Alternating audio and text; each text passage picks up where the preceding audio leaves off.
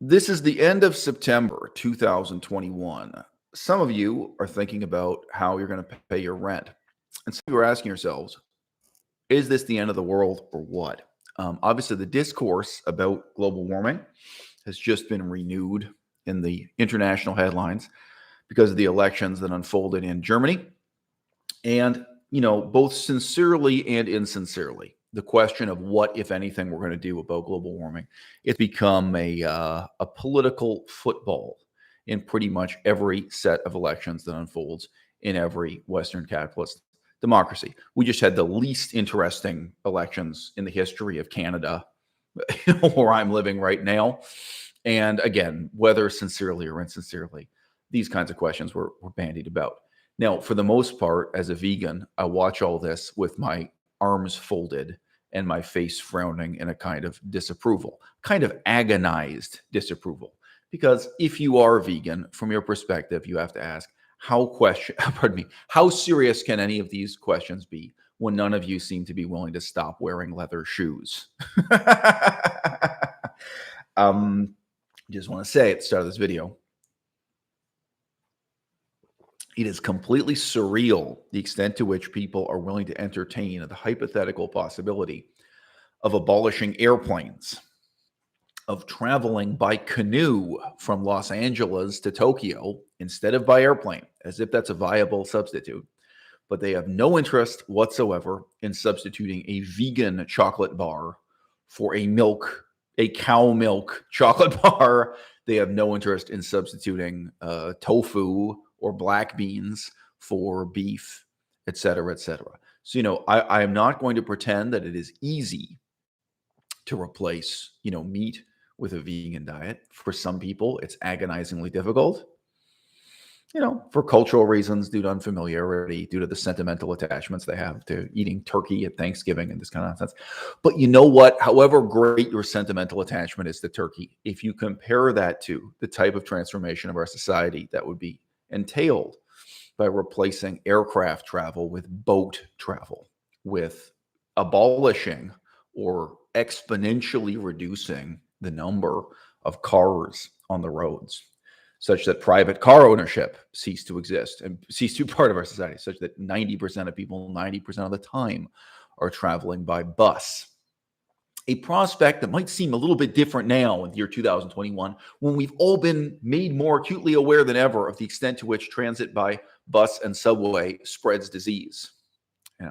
Maybe you didn't think about that so much. I did.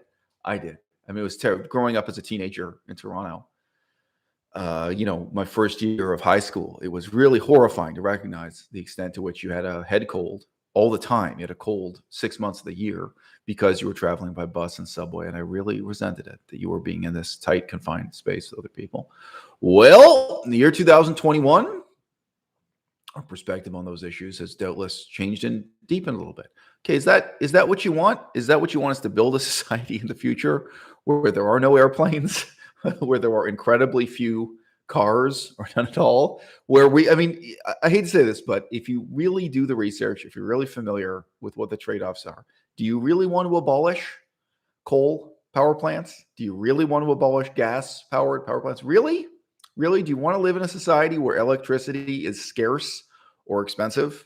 Where it becomes a luxury to have the lights on in your house? Or a good example already, we stopped baking bread because the electricity bill went up too much when we were baking bread in electric oven. I'm not joking.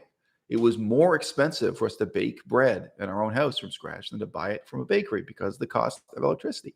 Well, what happens when the cost of electricity doubles? And now you start thinking about how much electricity you're spending to boil rice or boil beans. Is that the kind of society you want to live in? And do you want to make those sacrifices to leverage this flagrantly immoral, destructive, unhealthy, unnecessary diet that's based on the endless exploitation of cows and pigs? Okay, so look, I rarely look at these things in this kind of apocalyptic framing. But I was talking to an old friend recently, a friend I hadn't spoken to in a couple of years, and she was really saying how amongst her colleagues, who are generally kind of overeducated people, the people with master's degrees and PhDs, how really over the last 3 years, but I don't know why I'm saying 3 years, the last few years, 5 years or something like that, the discussions about global warming have shifted from hope and optimism to questions of relative hopelessness, where people are sitting around and talking about, okay, look, so when we're 60 years old, how bad is it going to be? Like, to what extent within our lifetimes, when we're 60 years old, when we're 80 years old, are we going to be looking at a world where major cities that we once knew are permanently underwater? To what extent in our own old age are we going to be looking at these, moral fables and parables we've been talking about now for decades and decades, talking about since at least the 1980s? Really, I remember the 1980s. We knew about this stuff in the 80s. To what extent are we in our old age going to live to see the terrible, nearly apocalyptic consequences of our actions and our relative inaction in coping with this and changing this? Now, the other thing about making this video in the year 2021 is that most of us have lost faith in the vegan movement. And note that I say movement, all right? It's not that I've lost faith in veganism as a diet or something. It's not that it is harder to buy vegan ice cream in 2021 than it was in 2015. Vegan ice cream has become more readily available than ever. A lot of these kind of vegan food substitutes are available on store shelves everywhere. However, we're now living through a period of time where we have to look seriously at veganism as a failure. So I want to talk about that in terms of optics. I want to look at that in terms of tactics. And then I want to look at that in terms of ineluctable realities, meaning realities we can't extricate ourselves from, realities we can't change at this stage of the game in 2021. So I can ask you, you don't have to answer. You got people in the audience right now, you could answer, do you have any faith? Do you have any positive hope or expectations that veganism as a movement is going to have a major decisive impact on global warming within the next 20 years? We don't have more than 20 years to talk about. This is 2021 already. Imagine if we were having this conversation back in 1985. Okay, we're not. It's not 1985. It's not 1995. It's not very hypothetical. It's not very conjectural. Between 2021 and 2041, how much is going to change and how much is veganism going to have to do with it? Now, again, some of you will be watching from Europe. Alexa, what's the time in Berlin? In Berlin, it's 12:08 a.m. By the way, I wish I could tell you that this mug was made by my 8-year-old daughter, but it's not. My mother bought me this as like an art object. So it's like, some adult intentionally made this look like a child. It's a very amateurish looking mug. If you crunch the numbers and do the math, the greatest accomplishment of the last 20 years has been the dramatic reduction of poverty on planet Earth. And this is very inconvenient for left-wingers, because left-wing and Marxist ideology is based on the notion that capitalism is making poverty worse and worse all the time, that class struggle is getting worse and worse all the time until it hits a breaking point and there's a revolution, and then this ushers in the next era of Marxist, so-called materialist historical development. Okay, the reality is, contrary to all the left-wing propaganda, over the last 20 years, to an astounding extent, the amount of poverty on planet Earth has declined. The quality of life of poor people has increased. The total amount of wealth on Earth has increased. And a significant part of that has been communist countries giving up on communism and adopting free market capitalism. So, more than 1 billion people in China emerged from extreme poverty. And I just want to be very clear on this very briefly. I can talk about history and politics of China all day. I do have expertise in formal education in that area, as well as informal education. At the end of the Mao Zedong era in China, the people of China were poorer than the people of communist Russia. They were poorer than the people of communist Yugoslavia. They were poorer than the people of communist East Germany. The people of China at the end of Mao Zedong's life, they were actually poorer than the people of Mongolia And Mongolia was also a communist country. So they're saying communism produced extreme poverty over a huge part of the planet Earth. But in terms of the sheer number of people living in poverty, China was a huge part of that. And then they gave up on communism. They now have a completely cynical Communist Party political system with a capitalist economy.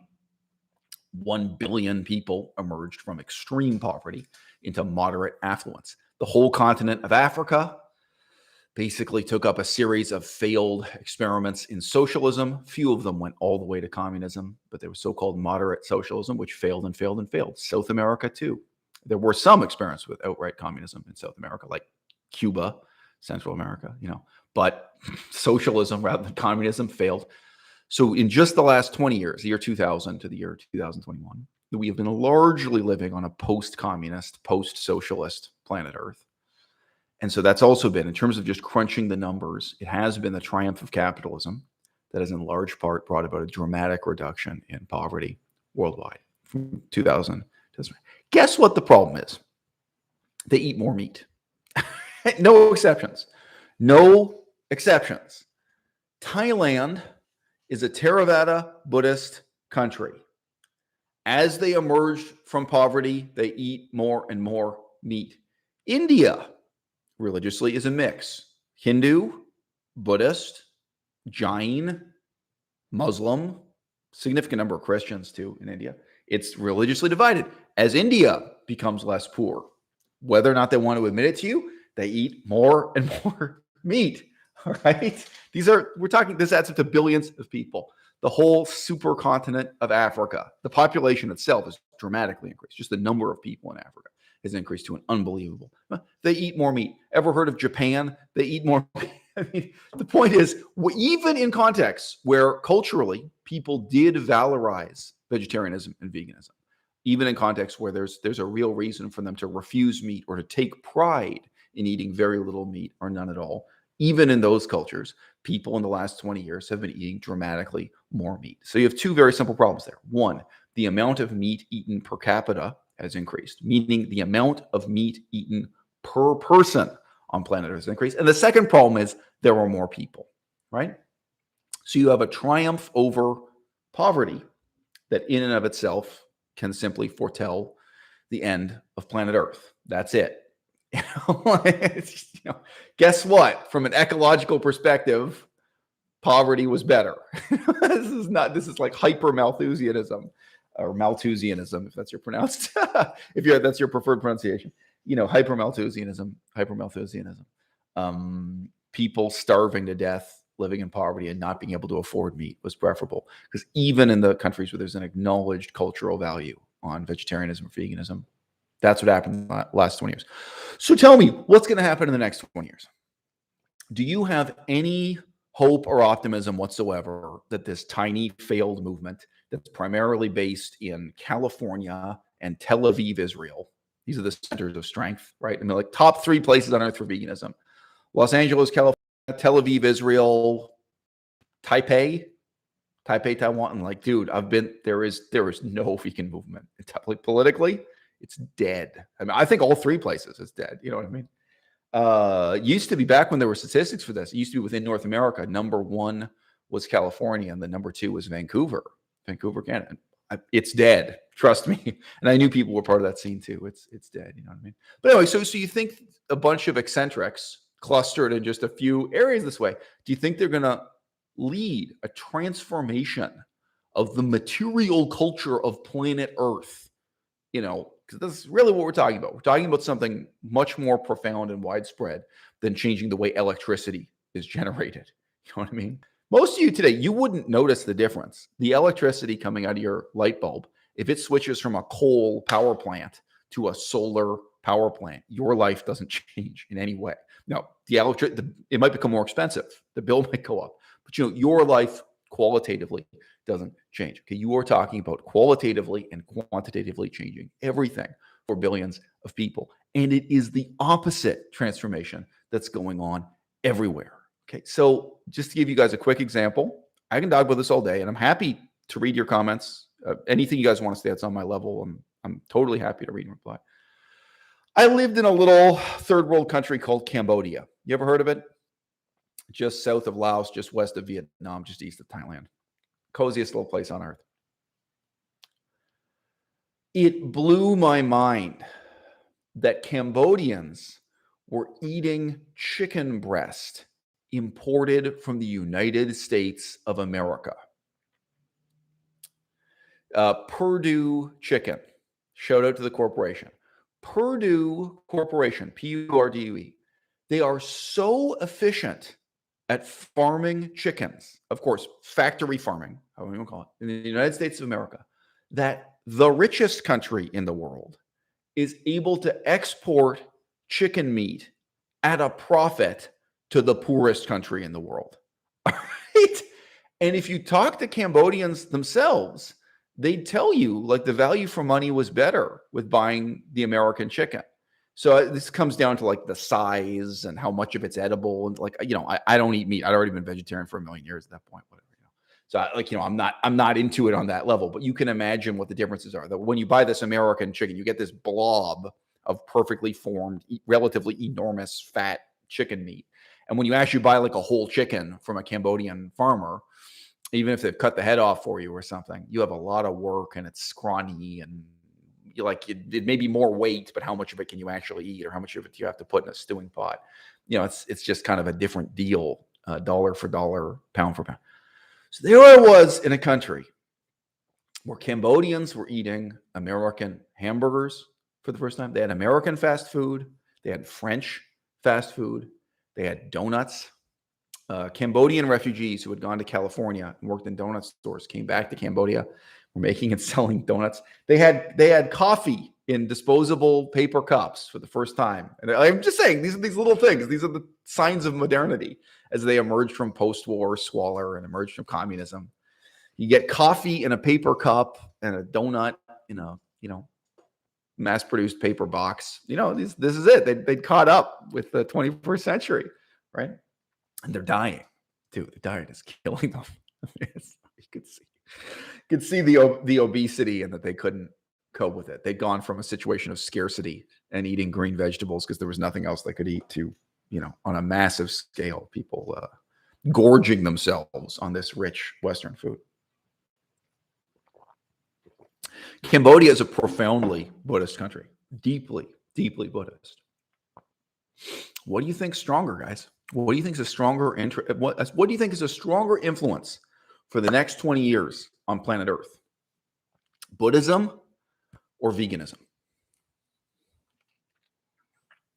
It's pathetic how little power and influence we got. And I'm going to tell you, it's been getting worse in the last few. It's been getting worse, not better. We've been in decline. I mean that in terms of optics, tactics, ineluctable realities. Veganism is in decline. Okay, here's another context for you. What do you think is more influential on planet Earth on the scale of billions? I just said veganism versus Buddhism. How about veganism versus communism? Okay. We can call communism a failed ideology, okay? I don't care where you are, whether you're in California, whether you're in communist China, whether you're in southern India, you can just see looking around YouTube. The communists have numbers. The communists have millions and millions of passionate followers and supporters, and they're hyped. They're playing to win. Those guys are optimistic. They think in the next 20 years they can make utopia on planet Earth. They're willing to kill for it, bro. They're willing to go to jail and die. They're willing to do all kinds of. We're not willing to do jack shit. I mean, vegans, we're barely motivated to take pictures of ourselves in bikinis on Instagram to save the world, right? That's what we've been doing, right? So, you've got to calibrate your claims, right? People who tell you, veganism is a really powerful, successful movement, like over the last 20 years, and then looking ahead to the next 20 years.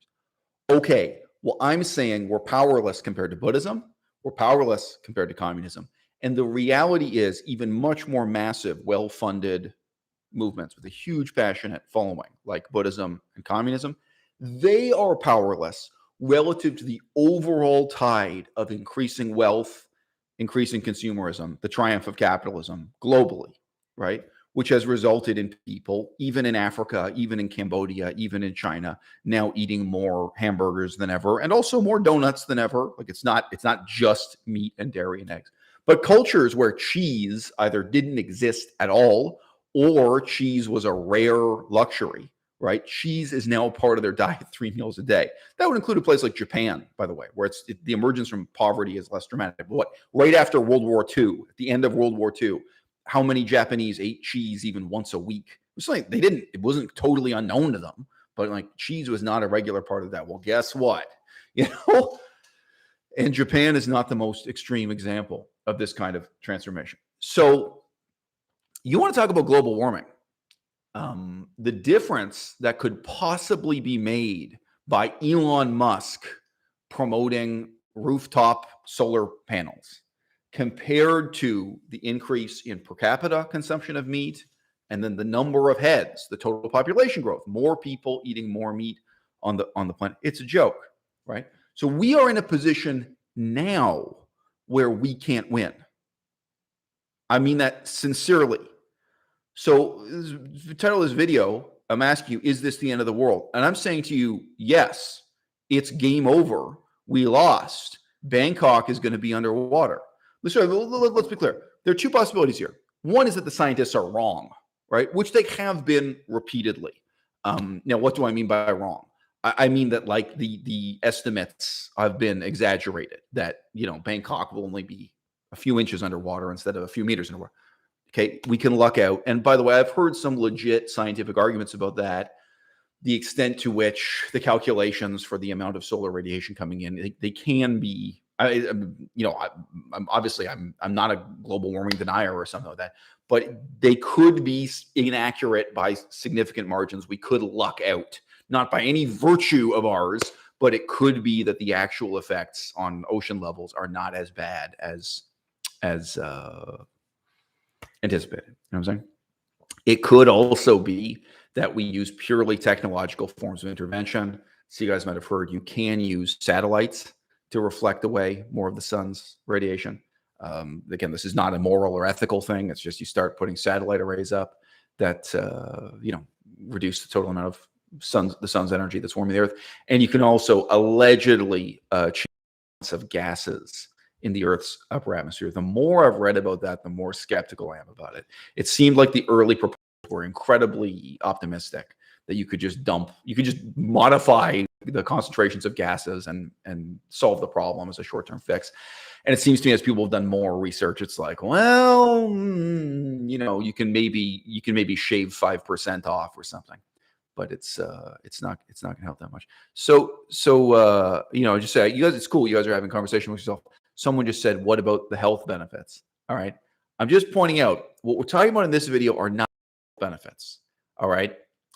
We're talking about Bangkok being underwater. We're talking about, I'm not that old. We're talking about within my lifetime, within the next 40 years, that I'm telling my children or grandchildren, yeah, I remember what Bangkok was like before it became a scuba diving attraction. All right. Now, very short story I told before. When I worked in Bangkok, I worked for the government of Thailand, and we were building a new museum. So it's a complex project with several museums, actually, complex of different museums, and I could talk more about it. But it boils down to building museums. And I was shocked when I visited one of the construction sites, and I saw them digging into the earth. And so what's called a backhoe, it's a big robot that reaches down with its giant metal claw. When it was pulling up just a little bit of land, there was water right there. It was like millimeters below ground level.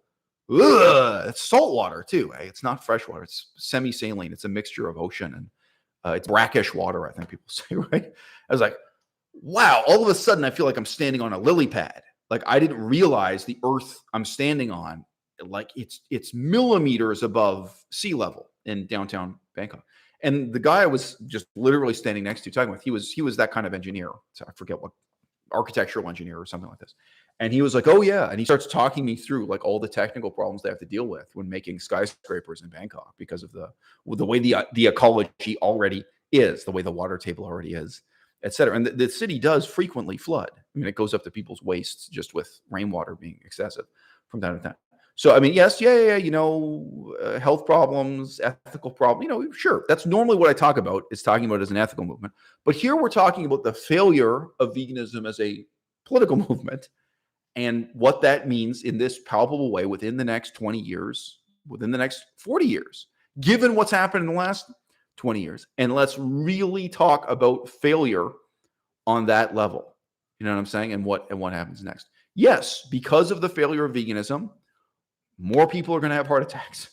More people are going to be obese. More people are going to have diabetes. More people are going to have brain aneurysms. They're going to have atherosclerosis of the brain. They're going to have reduced mental capacity. I'm sorry, what's the term? Yeah, the dementia and so on. Vascular dementia. Pardon me. People are going to have all kinds of horrible health problems because they're not vegan. And I'm going to be telling my daughter that there used to be this wonderful place called Bangkok. And now if you go and you rent scuba gear, you can dive down and see what it looks like underwater, right? So this is the scale and nature of the failure we're talking about. Looking at your comments for a sec.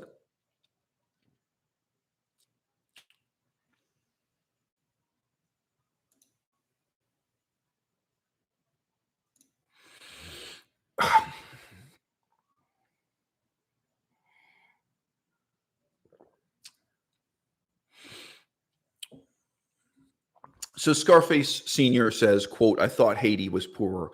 So look, I just being honest, I was indulging in some rhetoric in referring to Cambodia as the poorest country in the world and America is the richest country in the world. I actually neither is true. America is not literally the richest country in the world, nor is Cambodia the poorest country in the world.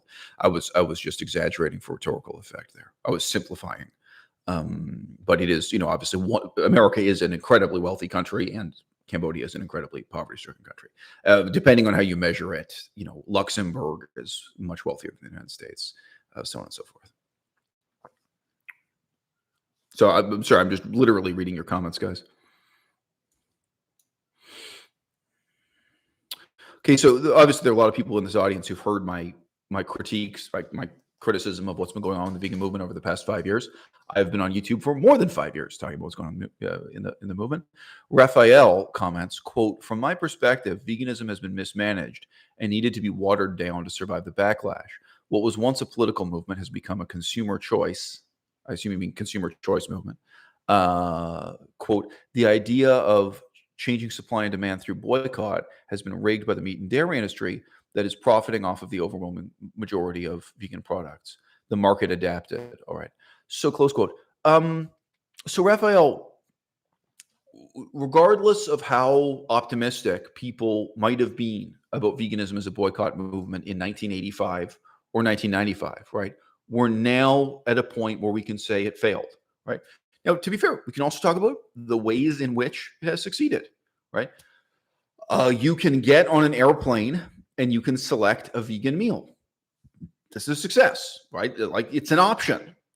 It is possible to get a vegan meal on an airplane. Not always easy. Sometimes you're pissed off and it's not very impressive what you get. You get nothing but an apple, but it is an option. So like if those are your standards for success and failure, it's a success. Here's the problem. Every time I take an airplane, so whatever, there are 300 people on the plane or something, you get these big flights and you get to see exactly how many people are vegan because they come around with them. It's like, oh, so on this whole airplane, there are only 2 people who are vegan.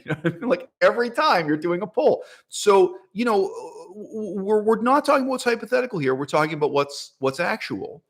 If we're writing a science fiction novel, what could work is one question. And then what actually did work and what's happening next in the next 20 years is what we're really talking about in this video. So obviously I'm not really disagreeing with you. I'm just trying to kind of frame and direct the conversation. Like, Melissa, you want to say something? Raphael, you made me vegan, so yeah. I also tend to be like blinded by this because I'm not thinking about it. I don't see it every day. I'm not working in a restaurant that serves meat. Right. However, I was just reading an article in New Jersey. Migrants from Afghanistan, immigrants from Afghanistan.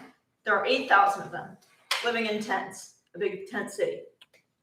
Okay, they serve them 6,000 pounds of chicken and beef in one day. 6,000 pounds. 6,000 pounds of meat a day. That's 8,000 people. Yeah. So this is a refugee camp with 8,000 people, and they have 6,000 pounds of meat per day. That's the stat. Anyway, yeah, I am ranting, but I'm just saying, like, do it. Just in that 8,000 right. People, scale it up. Right. How much meat are people eating? Right. And every day? 8,000 people is considered a small town. Yeah. I mean, to be a city, we're talking about many tens of thousands of people eating many, many tens of thousands of pounds of meat and cheese per day.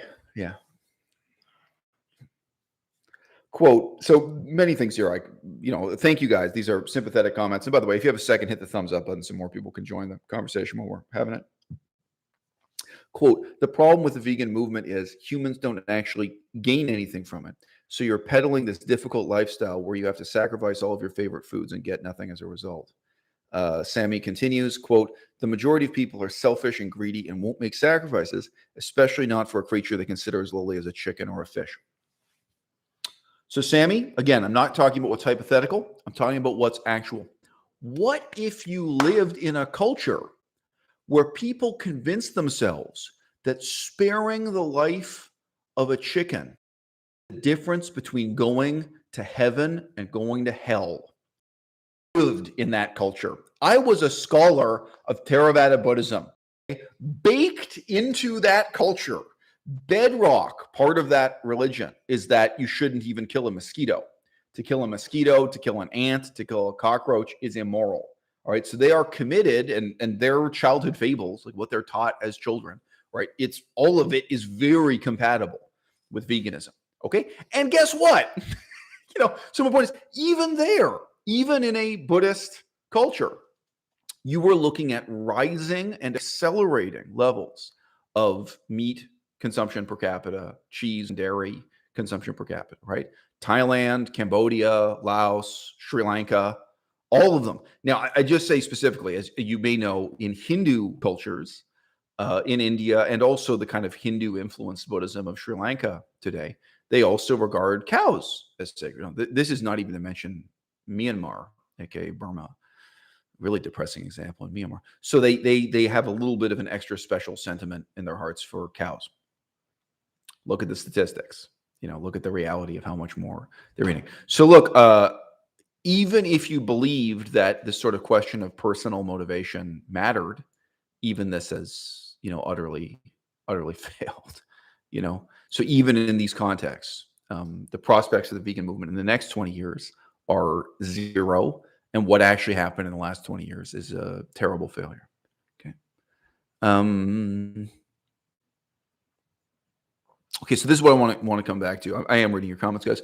Raphael said further, quote, I think the problem is that veganism isn't offering anything. Not doing something harmful can't be the best we're coming up with to change the outcomes of the future. Scarface Senior says, to me, this is a related comment. Vegan Gains was horrible for the movement. So it's talking about my fellow YouTuber and competition, Vegan Gains. So we have a grocery store here with a magazine rack. Now you can ask yourself this: in your grocery store, is the magazine rack at the front of the store? Like, is it an important part of the store, or is it way back buried in the back of the store? Today, in my grocery store, the magazine rack, it's not a major important part of the grocery store anymore. They don't really expect many people to buy magazines. It's back with the children's toys and dog toys. I think they have pet food and stuff back there. It's kind of in an obscure corner of the store. Yeah, that's a whole other topic, the culture of pet ownership and these things, right?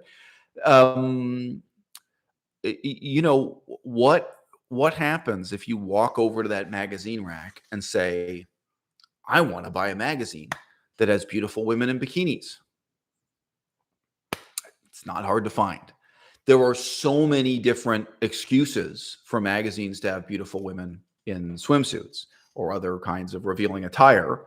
Some of them are some of them are magazines about the movie industry. Some of them are magazines about fashion. Some of them are magazines about health and fitness. Some of them are magazines about kind of romance or your sex life. Some of them are pornography, I suppose.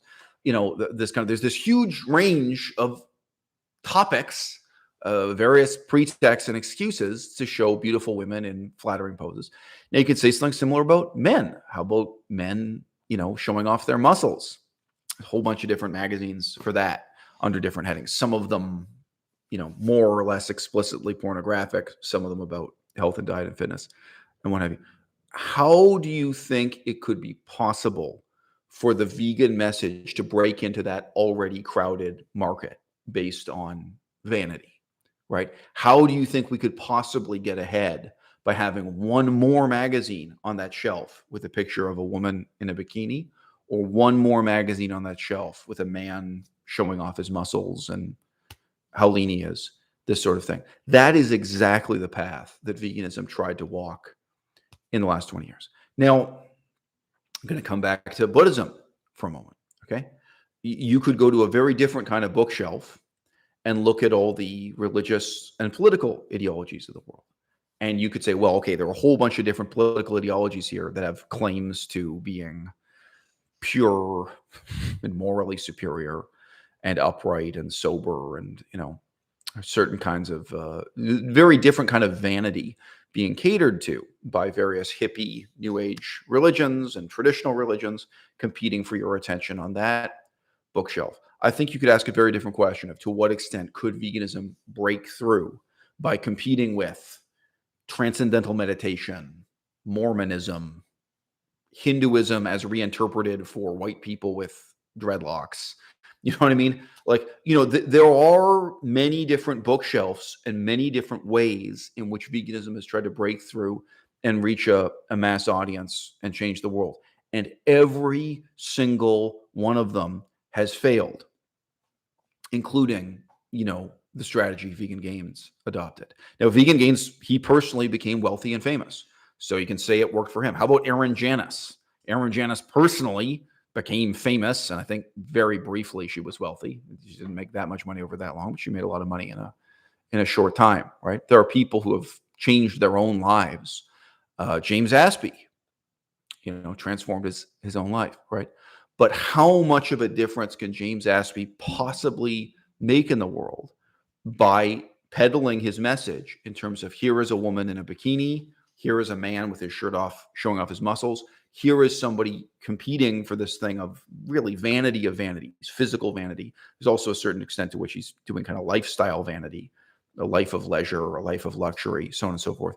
And then trying to associate that with the vegan movement and trying to get mass support for that. Again, support so powerful, so overwhelming that it's going to change the tide of, you know, basically consumerism, the triumph of capitalism, the reduction of poverty, the fact that people have more money to spend and that they're spending it on meat because they perceive meat and dairy, meat and cheese as part of the enjoyment of life.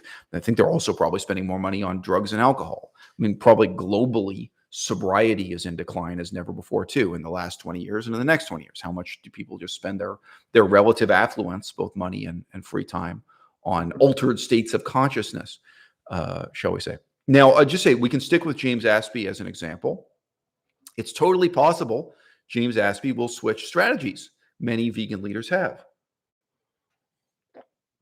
It's possible he will start to style himself as more of a guru, that he will become ostentatiously humble and spiritual and appeal to these kinds of ethical arguments, you know, instead of saying, look great, feel great, you know, go on vacation on this exotic island, swim on this beach, go snorkeling. He's into a lot of snorkeling footage, you know, as opposed to appealing to your lust for women in bikinis and your snorkeling envy or what have you, you know, this kind of lifestyle activism. It's possible he'll start to present himself more like Hitomi Mochizuki. He's going to present himself as this overly serious, humble, navel-gazing, self-examining, self-pitying kind of, you know, new age religious leader. There's plenty of that going on.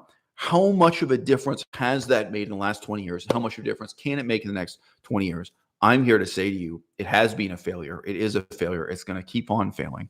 And especially when you calibrate the outcomes, when you're no longer just saying, oh, how much easier is it to get vegan ice cream than it used to be? Oh, it seems like veganism is a huge success by that standard. Now, I don't know, there are 5 or 6 different vegan ice cream options at your grocery store. But when you're actually facing up against the enormity of the challenge with global warming, it's clear that this has been a total failure. It still is failing, and it's going to go on to fail even more. Melissa, if you want to jump in, you can jump in. I'm going to look at the comments in the audience.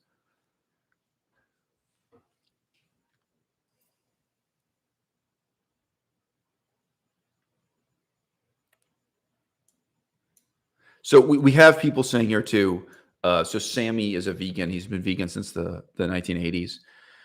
And he says, and I'm one of the only channels who talks about this honestly. He says, "quote the health benefits aren't that huge. You can still be healthy, with a non-vegan diet within certain limits and so on." So look, especially when you're talking about people under 50, of course that's true. That's always been the weakness of trying to argue like the only way to be sexy is to be vegan. PETA still does that. Freely, the Banana Girl, still does that. Well, guess what? Go to the beach and interview all the sexy people in bikinis about their diet. You're going to find out there are a whole bunch of different diets that let people look great in a bikini. Male and female, but if we're just talking about women for the sake of it, used example a million times. Every issue of Cosmopolitan magazine is telling you about another diet that another woman in a bikini swears has changed her life and helps her look beautiful enough to appear in Cosmopolitan magazine. Every month, there's a new issue of this magazine with another beautiful woman on the cover who will tell you about the diet sheets, and like 99% of them are not vegan.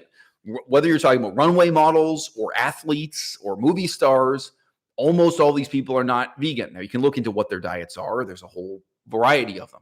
But you can be a gorgeous movie star, athlete, and not eat a vegan diet. So the claims that we can make an argument for veganism as if we are exclusively the only healthy, beautiful people in the world, of course it's going to fail. Now, the question about whether the health benefits are tremendous or not, it does vary a little bit from person to person.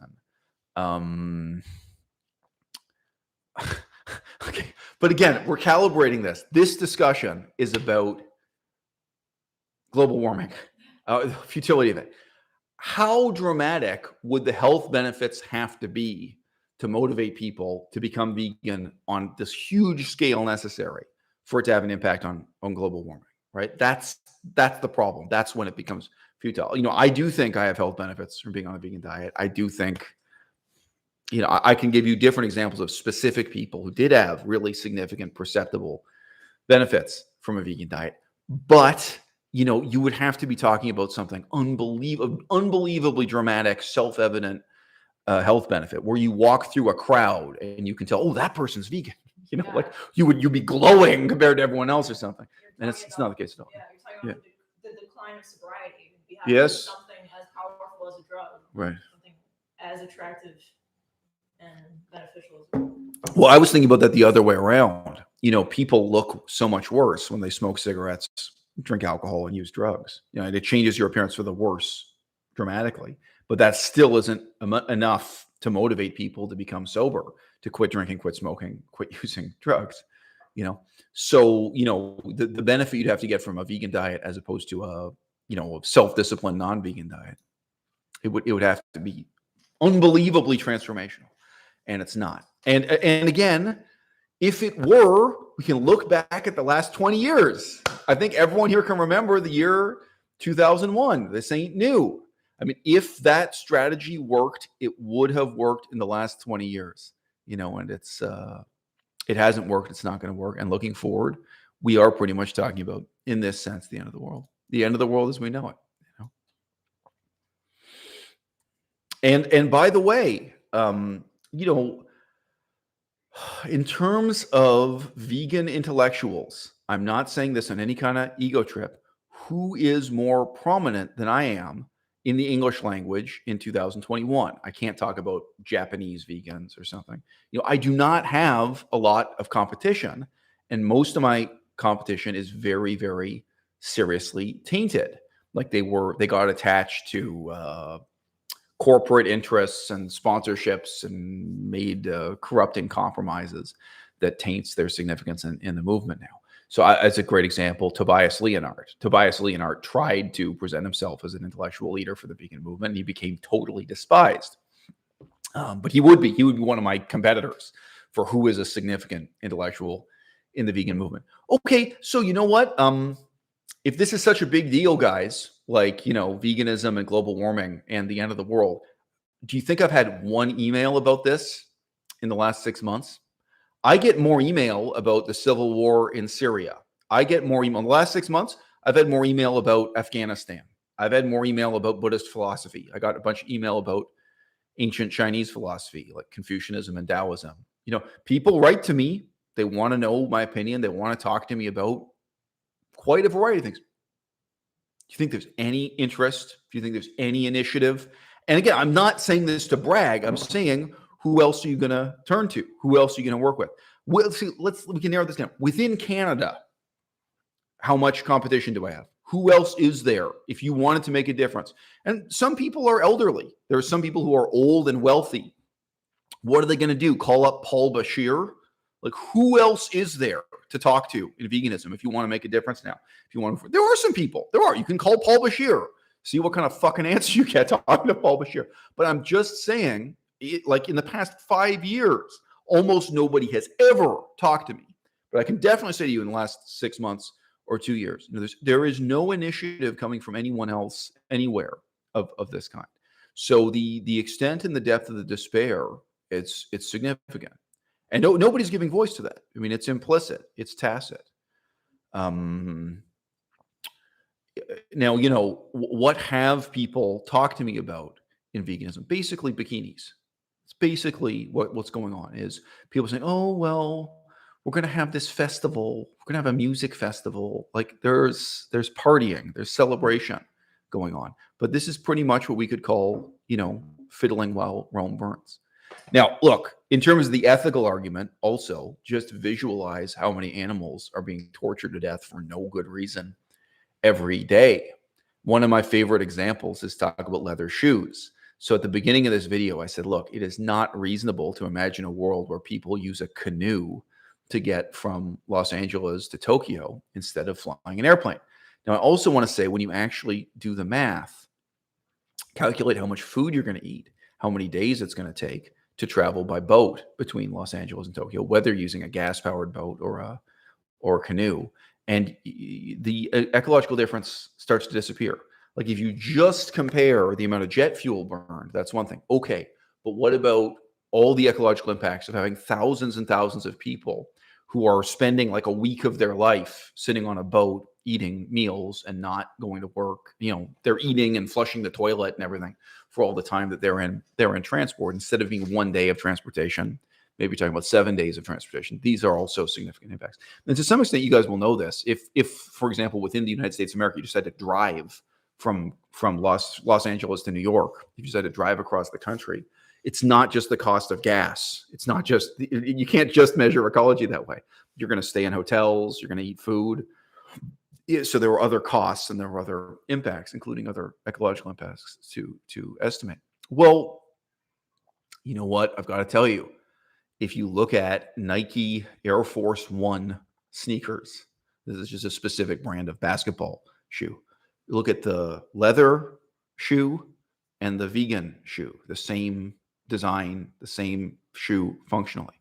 There is absolutely no disadvantage to you as a basketball player or in terms of fashion or function of the shoe by eliminating leather in the shoe, right? And I've already mentioned this a million times. The U.S. Army, they got rid of leather boots for everything except some decorative uses like parade boots. It was actually more functional to have vegan boots than leather boots. You can imagine materials like rubber are just more effective for what you actually need boots to do. Rubber and canvas and steel, these other materials. So, whether you're talking about construction boots or you're talking about, sports sneakers or what have you, there is no disadvantage, and there are actually some advantages to using the vegan version instead. Well, what if you actually believed that the world was going to end due to our indifference in the face of global warming?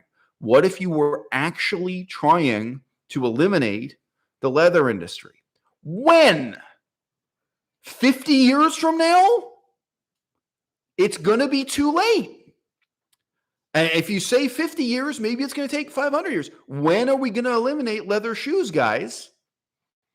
Now, imagine if we were having this conversation back in the year 1985. It might have all seemed pretty far off in the distant future. Like, well, this is 1985. We have a few decades to play with. I think it's quite possible people in 1985 would say, well, let's try to eliminate leather boots by the year 2015. You know what I mean? It would have seemed like plenty of time.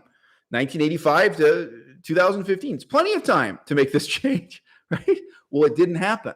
And now it's too late. Really, now in every sense, it's too late. So how's it gonna happen, guys? Who's gonna make it happen? I just want to say, not one person has ever written to me.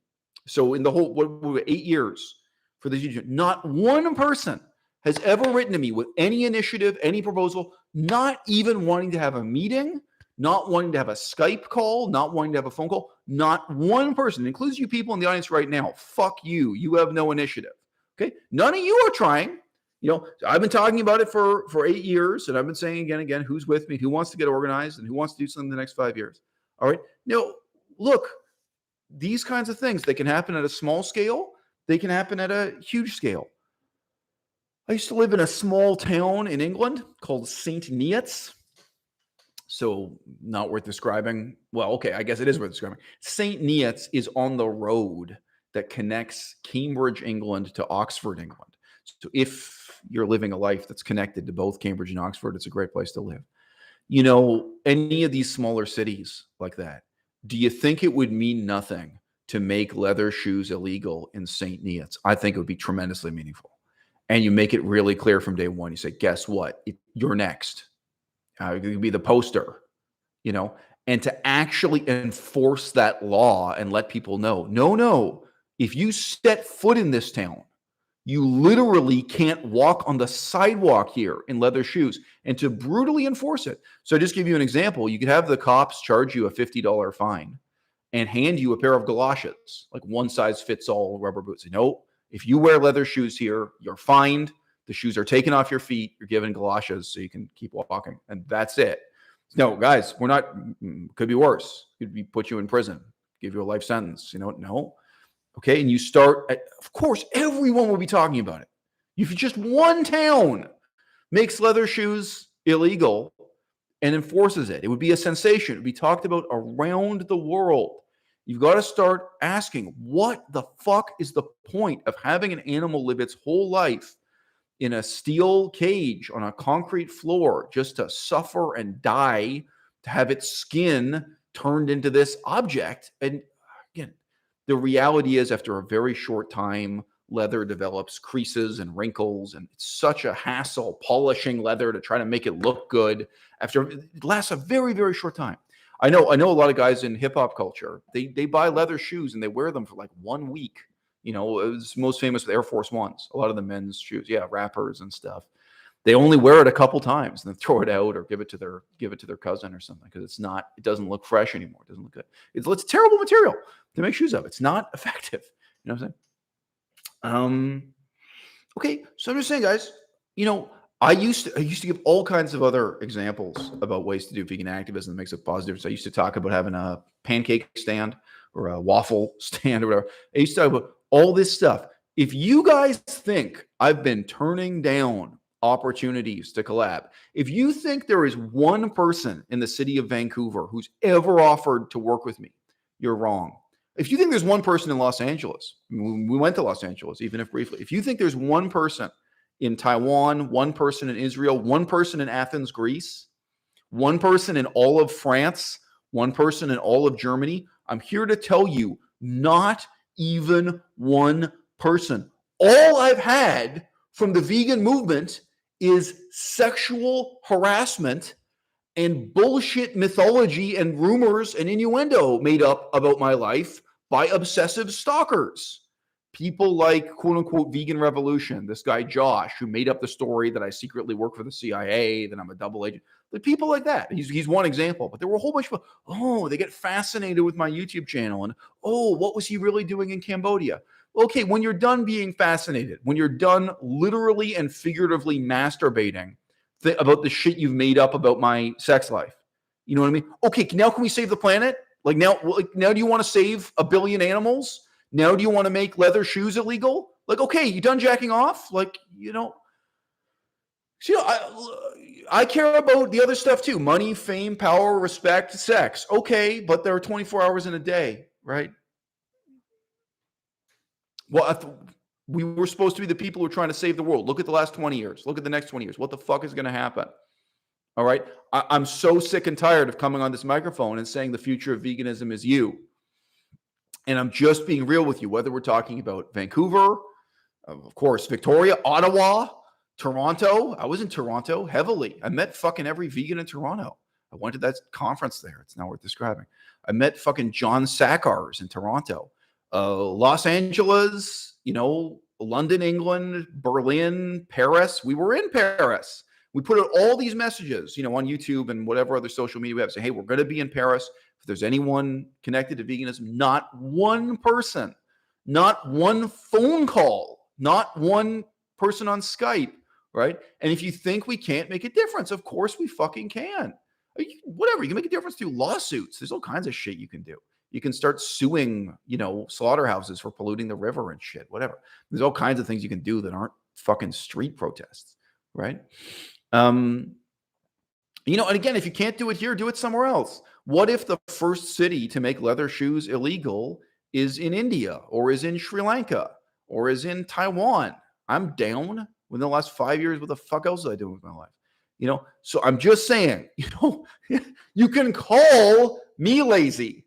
All right. My channel is a litmus test. I've had more than 5 million views. I don't know how many hundreds of thousands of actual viewers there were adding up to those 5 million views. Not one of you has ever shown any initiative to do anything with me or even to tell me about something you're going to do without me. Like, you're just telling me about a great project you're doing that you don't need my help with. You don't want to be able to just telling me about something else. Not one. So, like, the depth and extent of the failure here, it can't be exaggerated. Now, what has happened instead? What is going on? It's just the pursuit of money, fame, power, respect, sex. I see one generation after another of, frankly, beautiful young woman in a bikini trying to be the next Tess Begg. So I'll just digress that for one second. If you don't know who Tess Begg is, she's apparently quit YouTube, but she was someone who briefly, like for maybe 2 years, was making a lot of money out of YouTube, and showing herself in very revealing attire in bikinis and what have you, and with the photograph taken at just the right angle, and talking about the food she eats and selling cookbooks and advertising jewelry, advertising different kinds of products that were vegan. They're vegan products. So for maybe 2 years, she was making a lot of money doing that. And when the money dried up, she stopped uploading. She stopped being in this incredibly low-key sense a vegan activist. Now, I got to tell you something. If there are 10 more women who become the next Tess Begg, it's not going to make any fucking difference. Okay? We probably, in the last 20 years, how many Tess Beggs have there been? How many have come and gone? All right. If there are 10 more Nina and Randas, it's not going to change anything. It's not. And there probably are. Probably if you look around. In the last 20 years, how many Nina and Randas have there been? In the next 20 years, how many Nina and Randas have there been? And I just want to say this explicitly. Today, my YouTube channel gets more views per month than Tess Begg. Today, my YouTube channel gets more views per month than Nina and Randa. Their fame came and went with their youth and their sex appeal, right? Like, they had a brief period where a lot of people wanted to look at them naked or as close to naked as they could get. And then it's over. So, what little I have to brag about, I know that some of my viewers masturbate listening to these videos. I know because they've written in and told me. All right. I'm sorry, kids. Sorry, some people are under 18 watching this. I literally know that I have viewers who jack off watching my videos. There are women, male and female, but there are. I have gay male fans too. There are literally people who've watched it saying that they watch these videos for autoerotic purposes. Okay, but I can say the vast majority of my audience is not here putting up with morality lectures from me, hearing me think and talk about politics. For those reasons, for why they're tuning into Nina Randa and Tess Begg, right? But looking back at the last 20 years and looking ahead at the next 20 years, it doesn't matter. How could a hot chick in a bikini, the next Tess Begg, whoever it's going to be, who's the Maddie Limburner, Mad Fit, okay? If you think the future of the vegan movement is the next Tess Begg, the next Maddie Limburner, the next Freely, how could the next chick in a bikini, the next beautiful woman in a bikini to endorse the vegan movement, how could she have more impact than Oprah Winfrey? Okay. Oprah Winfrey, for several years, promoted the vegan diet more than any of us ever could. Okay. Oprah Winfrey featured on her channel, reaching millions of people repeatedly. And for the whole episode, the authors of the Skinny Bitch Diet book. Remember that? It's forgotten now. The Skinny Bitch, like seriously, what were the most influential books about veganism in the last 50 years? You may hang your head in shame, but one of the most, it may be the number one most influential book in the last 50 years on veganism was The Skinny Bitch. And why? In significant part, in large part, because it was promoted by Oprah Winfrey. Okay? None of y'all can compete with it. None of you in the next 20 years. I don't care. I don't care how hot you are. I don't care how good you look in a bikini. We've done that. We've been through that, right? We have exhausted the upper limits of what's possible. Hey guys, who's the next Richard? Who's the next Vegan Gains? You know, like there's a point of diminishing returns. This shit ain't new. I don't think there can be another Richard. Like I don't think the next Oprah Winfrey is going to have the same impact the last Oprah Winfrey had. Like this is true in many different media. I don't think the next Michael Jackson can ever change the world as much as the first Michael Jackson did. You know what I mean? Like something, this unrelated to veganism, right? You know, there's never going to be another Elvis Presley in that sense. You know what I mean? In terms of the dawn of the record industry, the recording music, and all the different social and political factors that made that the kind of unique turning point that it was and made his fame as deep and influential as it was. Okay, the next Freely, it's not going to have the impact of the last Freely, partly because everyone's heard this shit before. It's old. Okay, there's nothing new. There's nothing new in a bikini for you to see. There is nothing new in softcore porn. And there hasn't been since the invention of the camera. Okay, there is nothing new you can possibly show on Instagram that we haven't seen before. There's nothing new on OnlyFans. There's nothing new on Pornhub. It's the same vagina again and again and again. It can't possibly change the world. We can't possibly win that way. All right? Let's go to the opposite extreme in the vegan movement. What are you going to do peddling meditation, you assholes? What the fuck are you going to do? What are you going to do that wasn't already done in the 1960s or the 1880s? Okay? None of you are going to have the impact of the transcendental meditation movement in the 1960s and 1970s. It's impossible. It's impossible to start a new cult based on these same promises about meditation and enlightenment that's going to be more influential than what was already done in the 1960s and 1970s. Same thing. Right? You can't be there is never going to be another Elvis Presley. You know, it's just going to be exponentially less influential. And conversely, there will be another Elvis Presley. There will be another, whatever the example is. There will be another Michael Jackson.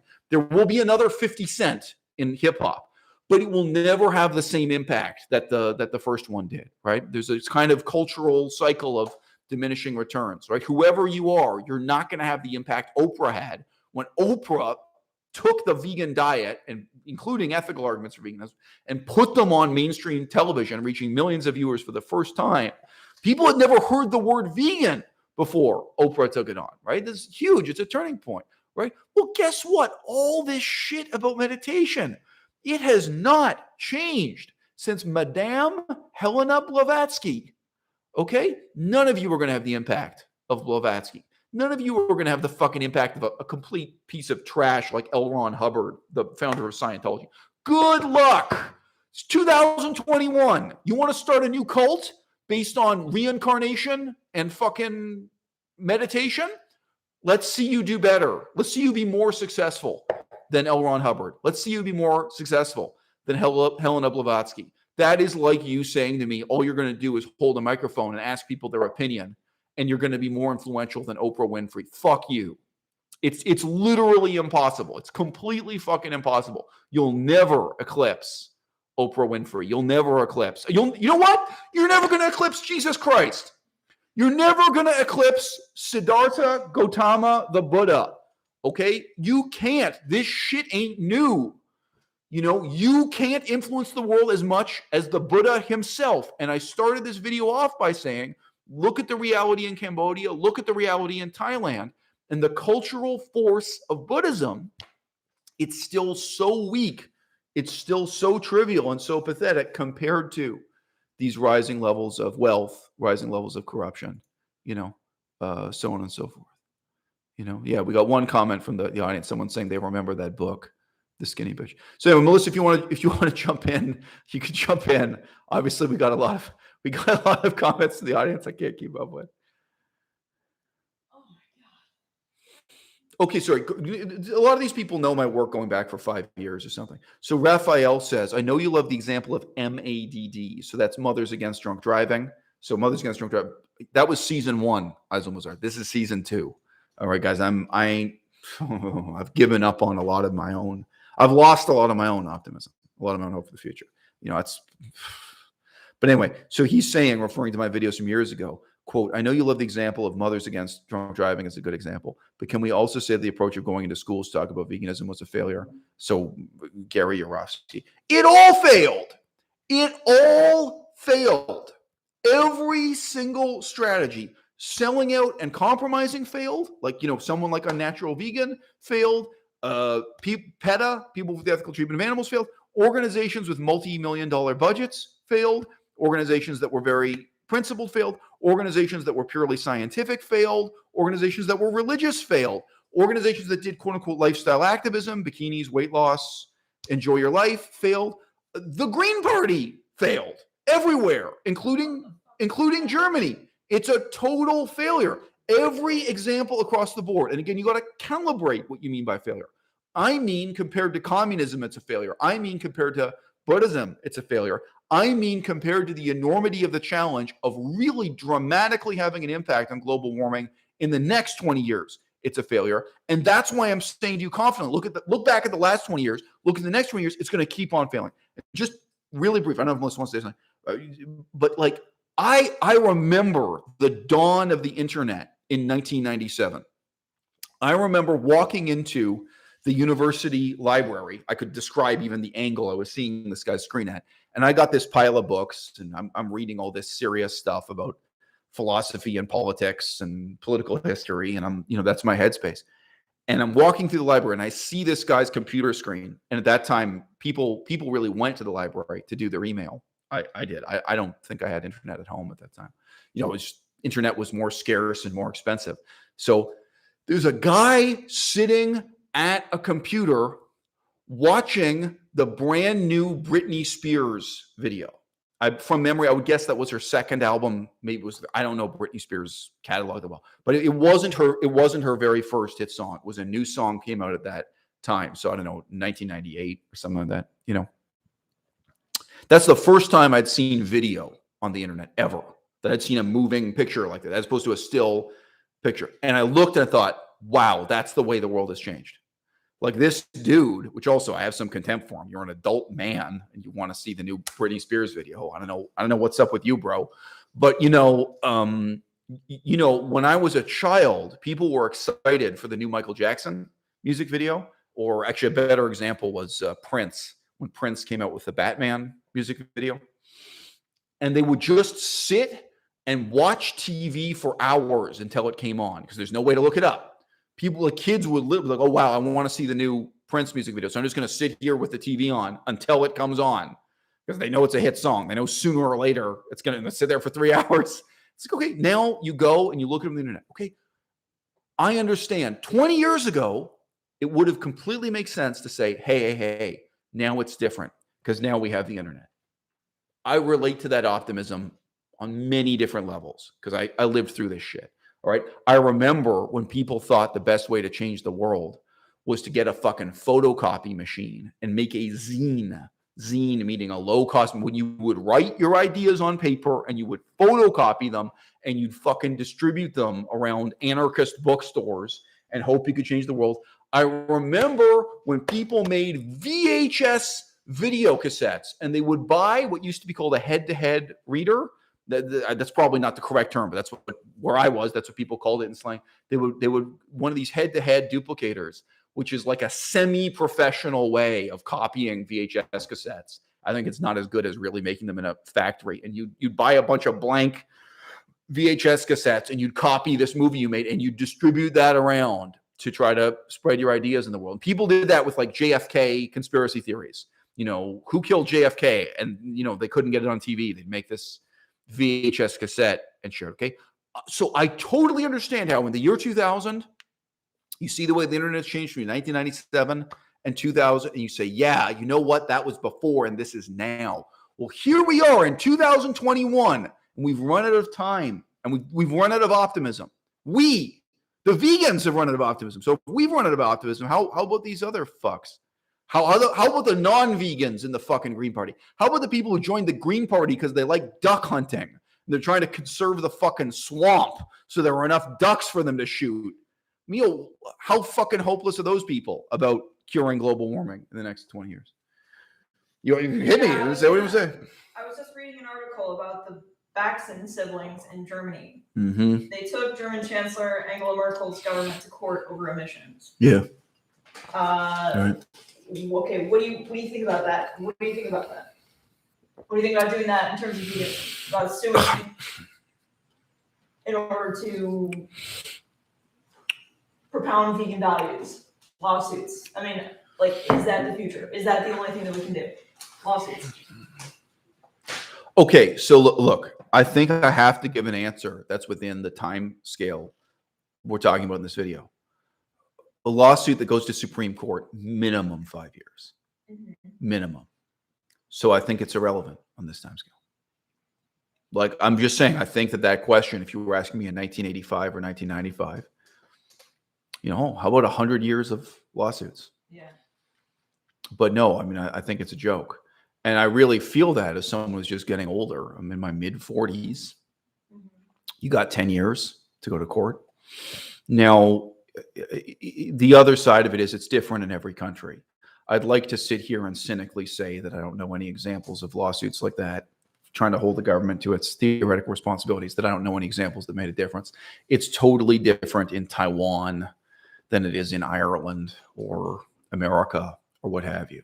I do know, I mean, as someone who does political science, I do know examples that have made a difference. But in terms of what you can do in 20 years, I don't believe in it. And if that's what we're talking about, if you want to save the world in 20 years, if you want to have a dramatic impact on global warming in 20 years, I don't think that could make the difference. And I think it's slow compared to, I mean, I know it's a surreal example, but it's viable.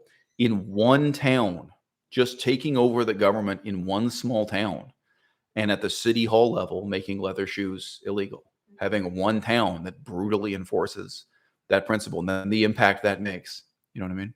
Because I've seen the extent to which court cases that take on these things in principle, many times they make too little difference for the sacrifice and time. Do you not feel it? I mean, you can tell me.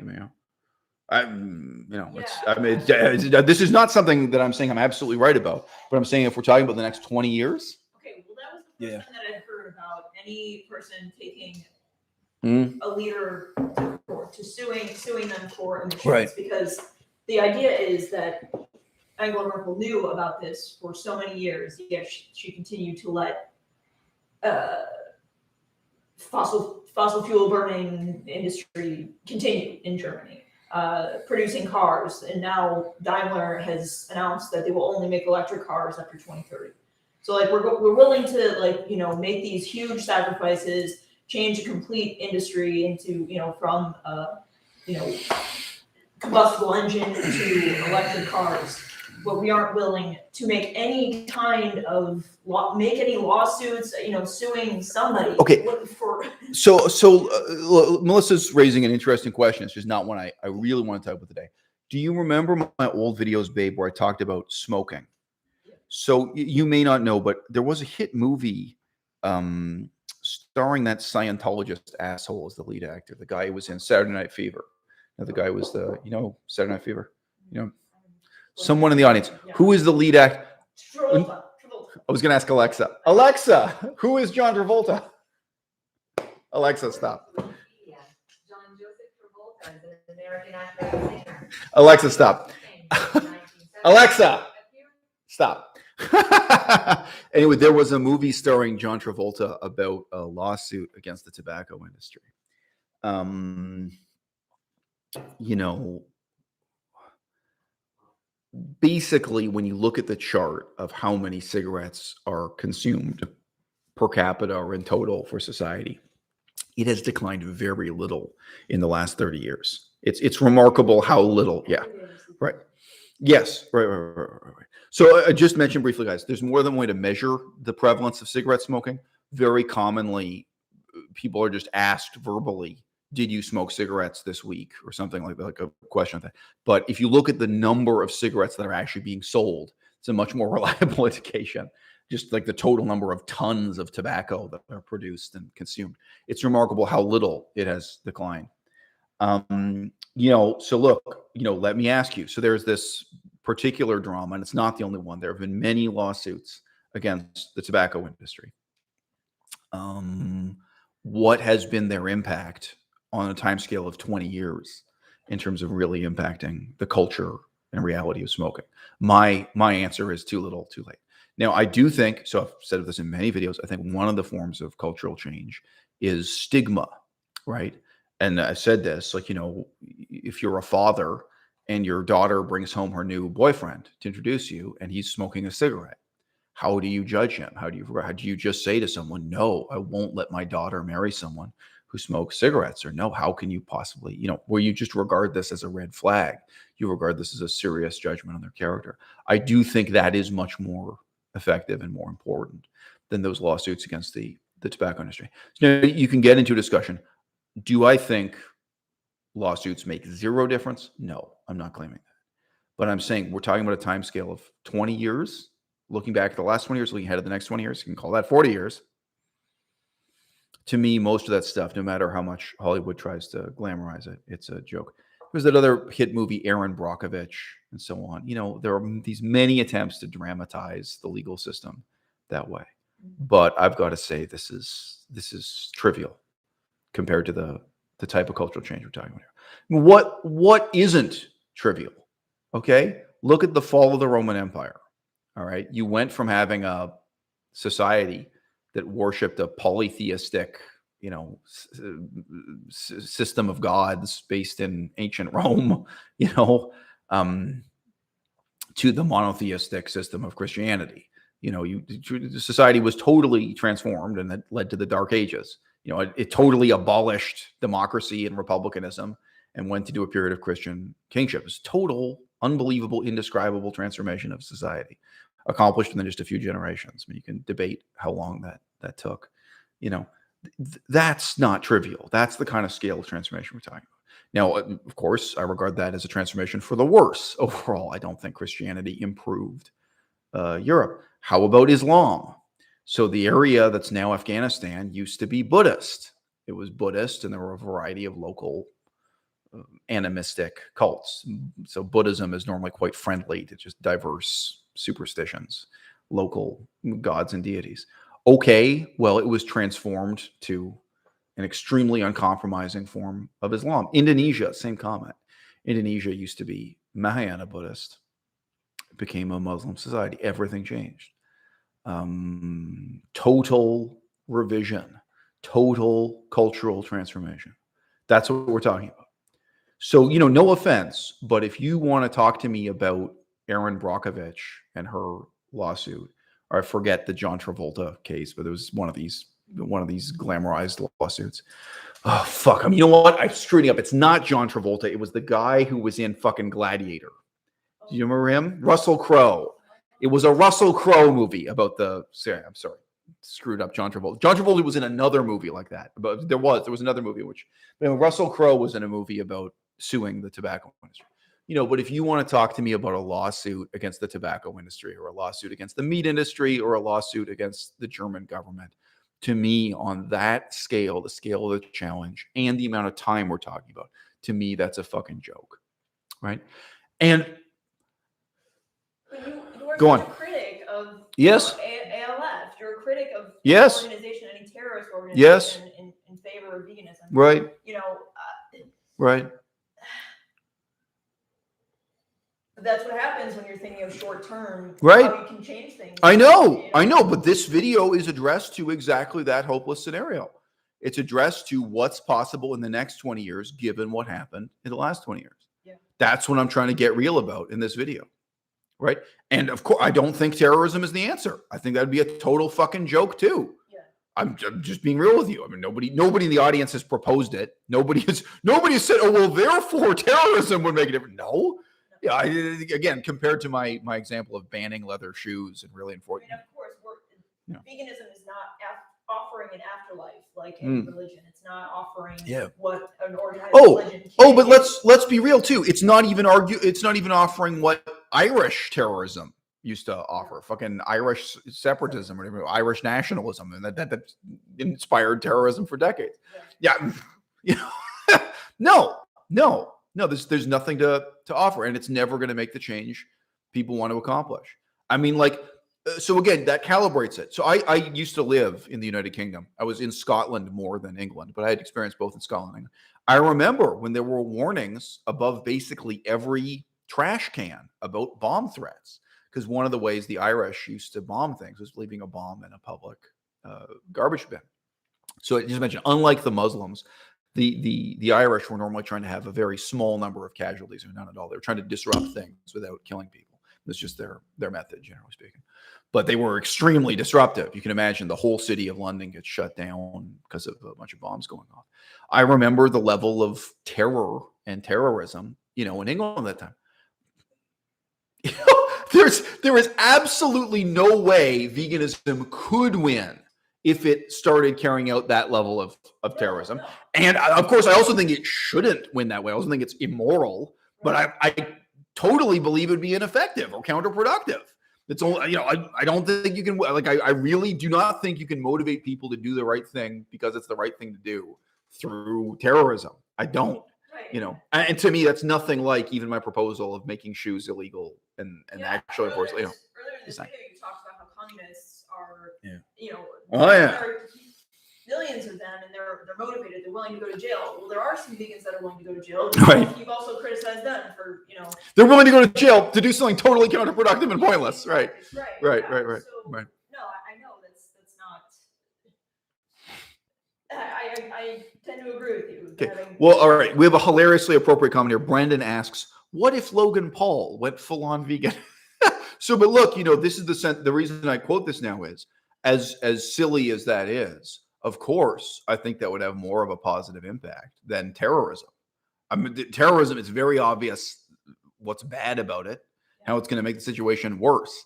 But I mean, that's the sense in which this kind of meaningless lifestyle activism seems positive, is because you're comparing it to the complete horse shit of the forms of violence that vegans have indulged in the past. Yeah, bikinis and beaches. Right. That seems a lot better than. Well, no, I think you can measure it. I think you can measure the outcomes too. I mean, look, guys, has anyone attempted a quantitative evaluation of the impact of Tana Mongeau?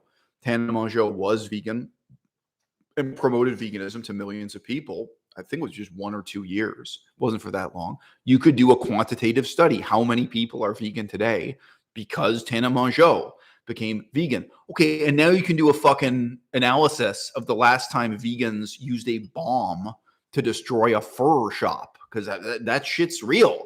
There's one guy on YouTube, and he went to jail for that. He was involved in a bomb plot. They set off bombs in a fur coat store. Well, guess what? As pathetic, as trivial as the positive outcomes of Logan Paul or Tana Mongeau being vegan may seem, they compare positively. That's such a total loss. But I'm sorry, but keep it on track. I'm trying to calibrate this on a different level.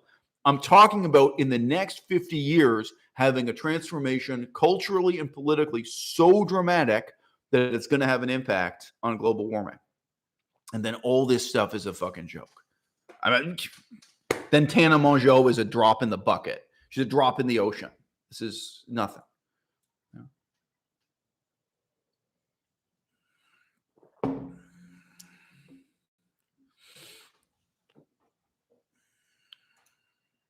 So before this existential threat of climate change, do you think people really appreciated the environment?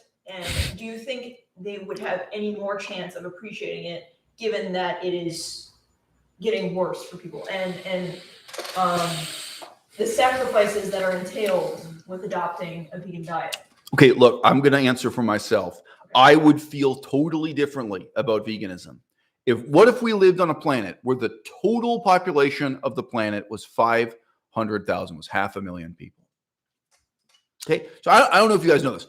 If there were only 500,000 people on planet Earth, we could all drive Ferraris and it wouldn't fucking matter for the environment. You could have 500,000 people driving the most polluting cars. Just the total impact on the environment when the global population is only 500,000. You know what I mean? You have, just the total amount of lumber we'd require is so much less. The total amount of farming, the total impact of everything we're doing would be so much dramatically. Alexa, what's the population of planet Earth? As of 2019, the population of the world has been estimated at 7.7 billion people. Okay, so my robot assistant tells me we're now at 7.7 billion. Call it 8 billion in round numbers. So the difference between what was I saying? Was I saying 500,000? Sorry, it's unimaginable. So if we had 500,000 people on the whole planet, 500,000 Homo sapiens, think about how there'd be no problem with the number of dolphins and whales and elephants. There'd be plenty of habitat for elephants and everything else. There'd be so you can imagine yourself. I mean, frankly, I know this is going to sound ridiculous. It doesn't really matter if you say 500,000 or 500 million. Within that range of humans on Earth, 500,000 all the way up to 500 million. Our environmental impact would be so little that we could sit here and talk about veganism in a totally different way. And we'd be in a position to say, hypothetically and pragmatically, look, this culture of everyone eating meat every day can go on forever, but it shouldn't. That would be our position.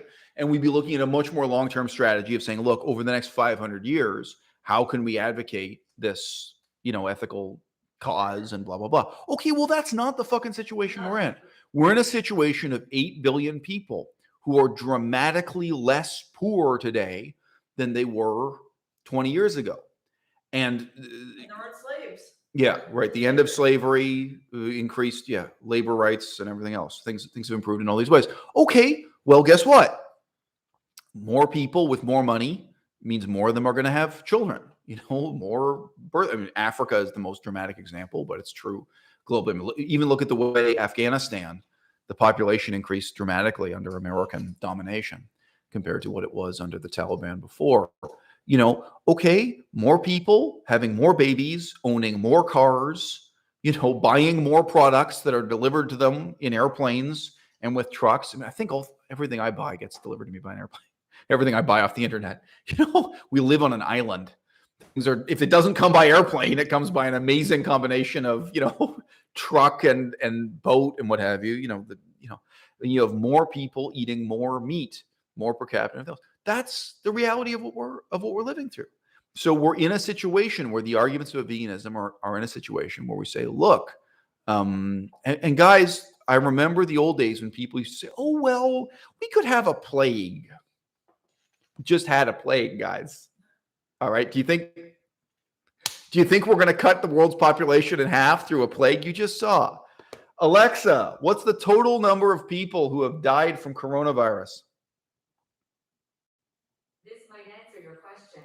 According to Johns Hopkins, as of today, September 28, 2021, there are 232 million cases of COVID-19 worldwide. Okay, but shouldn't give us deaths. There have been 4,760,000 deaths. Wow. And 0 recoveries. Alexa, stop. Alexa, stop. Okay, anyway, so we're past 4 million deaths due to the plague of 2019, 2020. So, so out of 8 billion people, 4 million died. What do you think? So, anyway, I'm just saying, so it contextualizes the whole discussion very differently, where instead we're looking at this and saying this culture of eating meat can't continue. And yet it does, and yet it will, and yet nobody cares. And yet, I was coming on with so much passion back when I was a student in Kunming. You remember those days. You used to watch me work. I was coming on so passionately and saying, look, the future of the vegan movement is you. Let's get organized. Let's make things happen. For years, I came on that way and saying, who's with me? Hit me up. Let's make this happen. Not one person. Not one. Women got in touch with me, wanted to have sex with me. I'm money, fame, power, respect, sex. Okay, well, you know what? When you've had your orgasm, like, what now, guys? Bangkok is going to be underwater. Fucking Athens can be underwater too. I'm sorry, but we're going to lose some of the world's great heritage. You're going to be telling your grandchildren, oh yeah, Athens was this really important place in the history of democracy. I saw it before it was underwater. Oh, you can still go scuba diving there.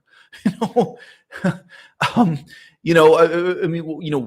is the future we're presuming? Oh, I'm so flattered that you want to fuck me, but what about the future of planet Earth?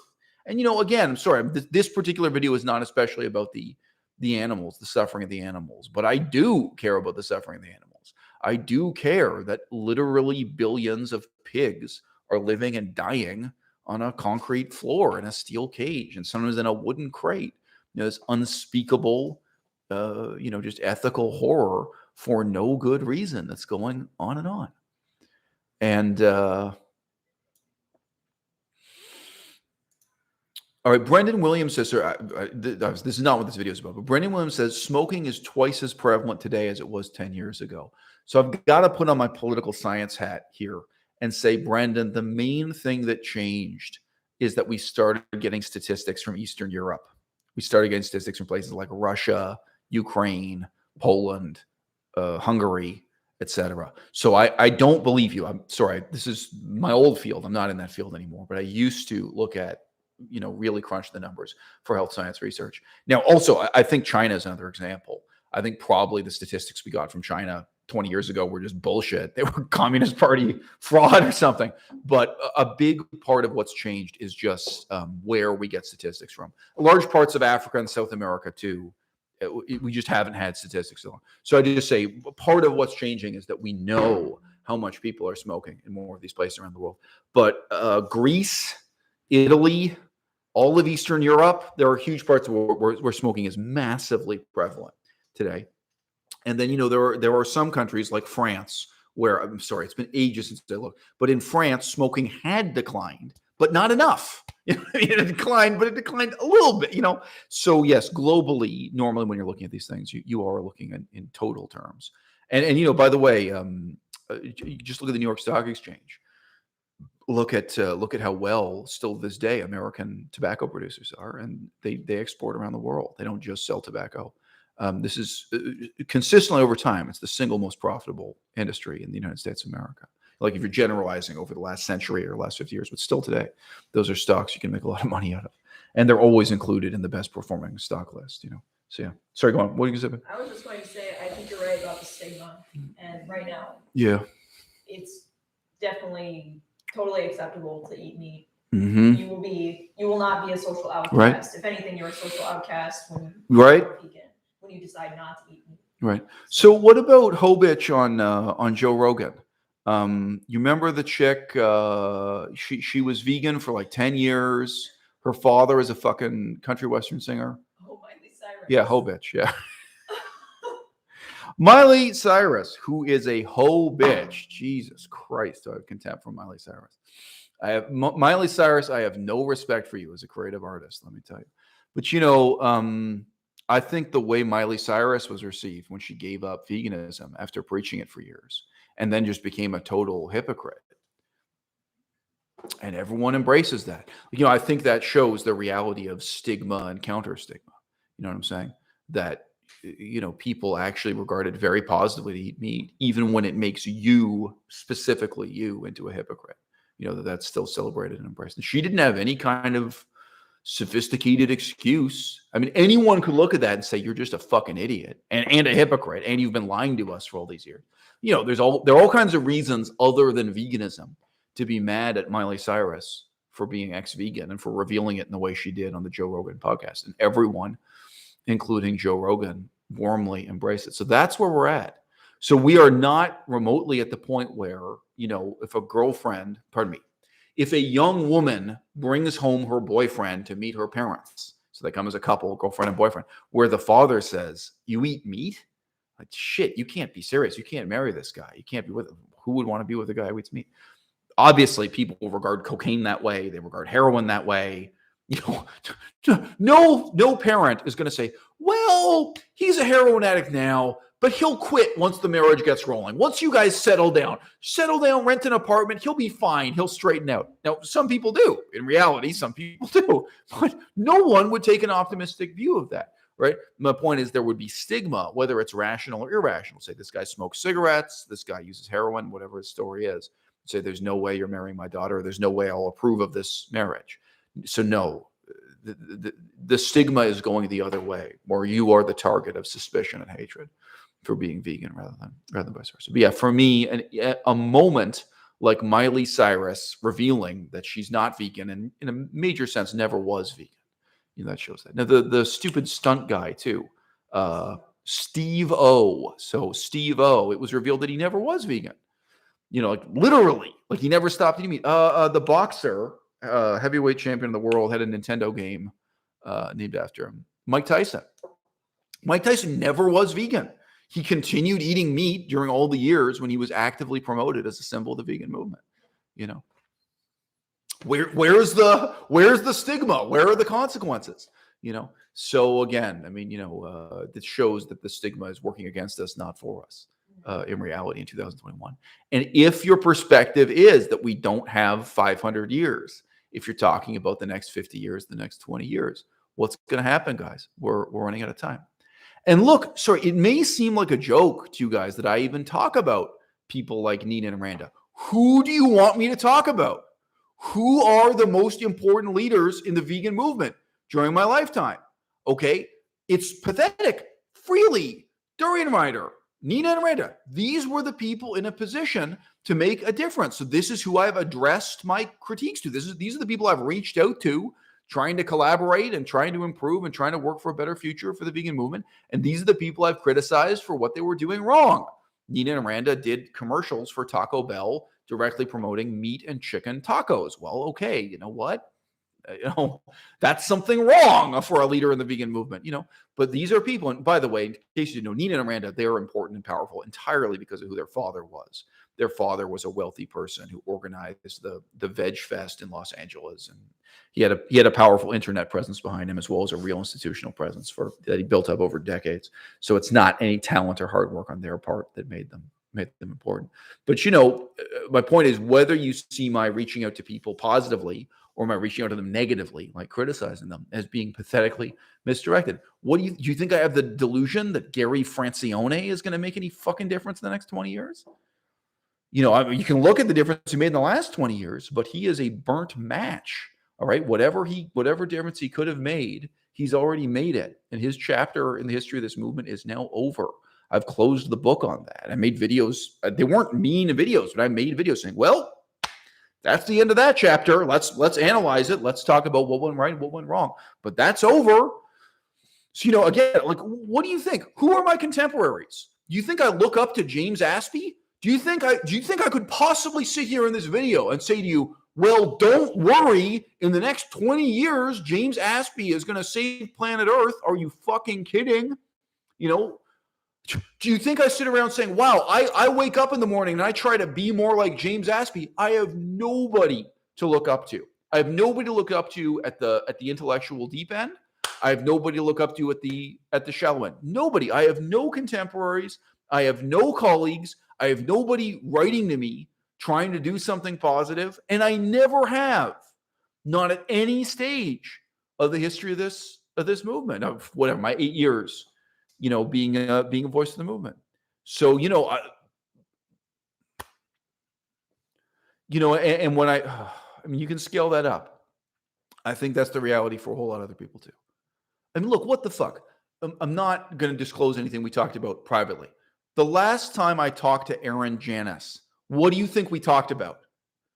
So, Melissa, you heard the whole conversation. Did Aaron Janis say one fucking thing to me about accomplish something for the vegan movement in the next 5 years, the next 20 years? Was there any discussion about what we were going to do positively, what we were going to get organized? Nothing. Now, we did talk about all kinds of personal life stuff. What's going on in her personal life? What's going on in my personal life? We talked about the last time we saw each other face to face. We talked. And It was a very memorable conversation. All right. But like, if you think the last time I talked to Aaron Janis, she said one word to me about what she was going to accomplish or what I was going to accomplish or what we could do together, like even on the level of encouragement, not one word. All right. The last time I talked to Henya Mania, the last time I talked to Jason Pizzino or something, you know what I mean? Like, sorry, all these people. Yeah. I mean, is Henya still alive? Yeah. I mean, you know, in 2021. So, you know, the last time I communicated indirectly with Nina Randa, how about the last time I talked to fucking Unnatural Vegan? Sorry, way back we used to talk. You know what I mean? We've communicated indirectly since then. So look, and if you think it's a joke, these are the most influential people in the movement I could communicate with. Why do you think I talked to Henya? I was talking to her because I care about the future of the movement. Why do you think I was talking to Unnatural Vegan or any of the rest? I was reaching out to those people, you know, try to make something happen. And now it's over. And again, sorry, I'm sorry to keep playing this card, but even if there is another Freely, right? It's never going to have the impact of the last Freely, even if there's another Oprah Winfrey special, even if there is another book that's a hit like The Skinny Bitch, you know, or what's his name? Dr. Greger's How Not to Die. Do you think Dr. Greger's next book is going to have the same impact as How Not to Die? It's impossible. It can't have a greater impact. It can only have a lesser impact. There are diminishing returns. No matter how big the next hit book of that kind is, everyone's heard it before. Oh, being vegan reduces the rate of heart attack. Oh, okay, yeah, I already knew that. Like, you know, if you thought optimistically it was going to transform the world, that once people become aware that being a vegan lowers your chances of getting a heart attack, well, okay, look back at the last 20 years, because that is a burnt match. Like that the potential, the positive potential that had has been spent. It's done and gone.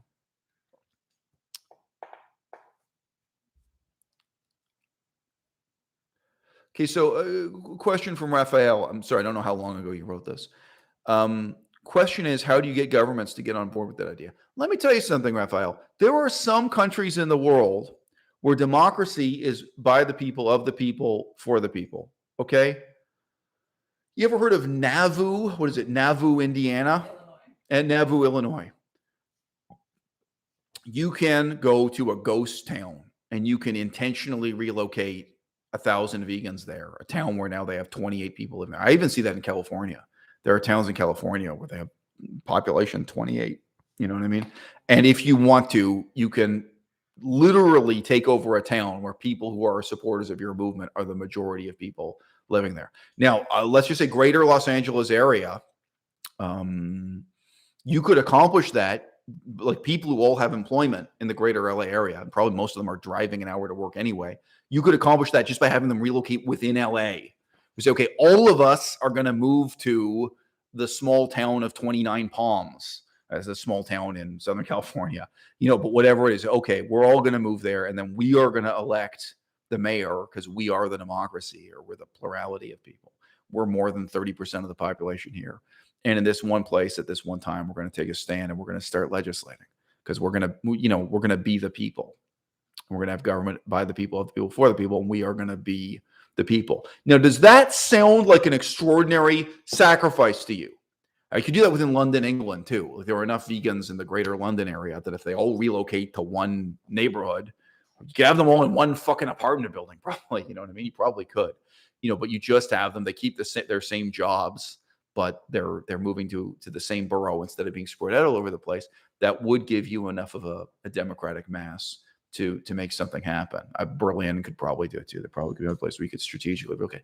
Now, if that sounds like too great a sacrifice, compare it to all the things vegans have done in the last 20 years and all the things we could do in the next 20 years, and ask yourself, you know, does it matter if Bangkok is underwater or not? Does it matter if we keep on with these completely ridiculous attempts at dealing with climate change that can only fail? You know, so, you know, it may sound like a big sacrifice, but compared to things vegans are already doing, it's not that big a sacrifice. And you could actually have some outcomes. You could actually have some impact. You know, you could basically make gerrymandering work for you by relocating the voters you need to make political change possible on that small scale, symbolically. Just one vegan street, like one street. Yeah. Well, yeah, but if you're actually playing to win, if you actually want to control the mayor's office, that's a different. And I know examples of religious groups that did that or tried to do that. There are towns where everyone's a Mormon, where the Mormon church controls city government and so on. I mean, there are real advantages to that, you can imagine. Where, religions that would be a powerless minority instead locally become a powerful majority. Now, look, I'm not saying I'm not saying that's the best thing you can do, but I'm saying it's better than the other horseshit that's on the table right now. And if we're talking about a 20-year time frame, what do you want to do? Going to prison won't help, guys. Won't. It's not going to help. That's what, so many other stupid vegan groups have criticized.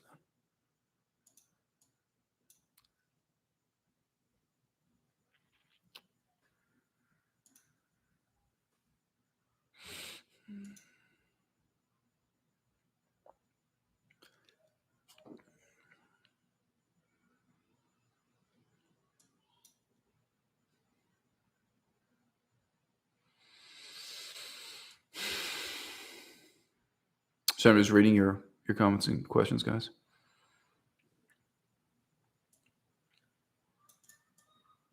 Okay, so Raphael says, a lot of diverse comments from Raphael. Raphael says, quote, the only way veganism will make an impact is if there are vegan corporations that can influence political decisions through lobbying.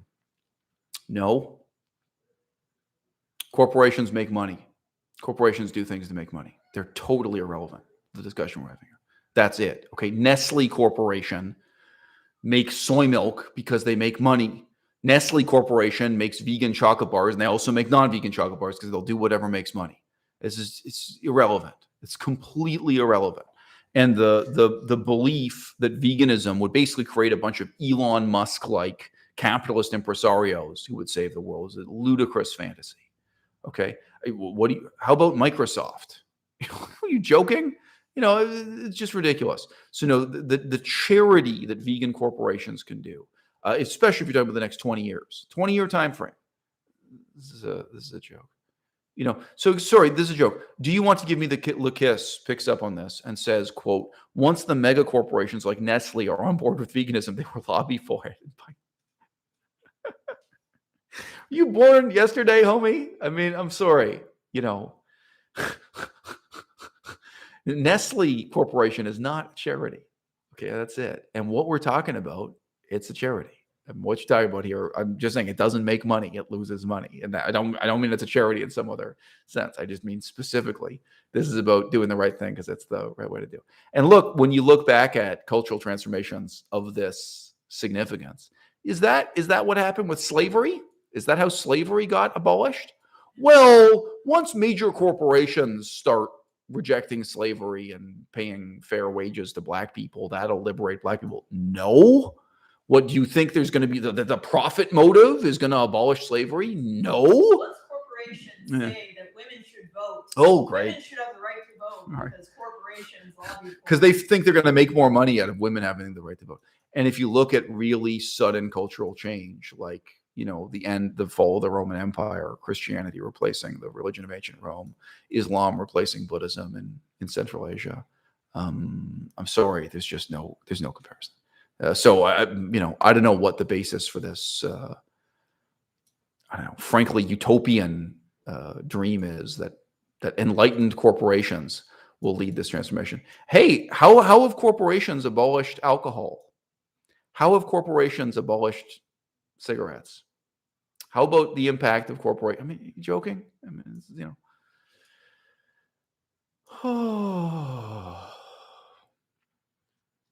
Oh, so I didn't hear that. The rapper Waka Flocka Flame is also ex-vegan now. So there you go. I never felt he was really vegan. I just heard what he said in his own words. It sounded to me like he was just messing around. I also can't remember the last time I heard anyone playing a song by that guy. He used to appear on reality TV a lot.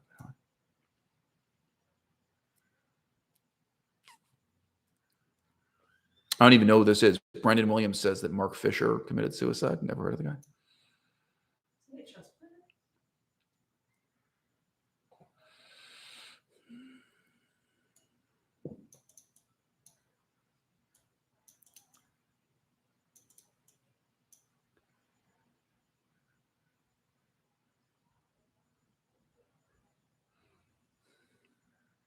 So again, do you want to give me the kiss? Says, this is just reiterating the same point I've already responded to. Quote, why does veganism need a cult leader to be successful? Can it not steadily increase through industry pressure and market forces?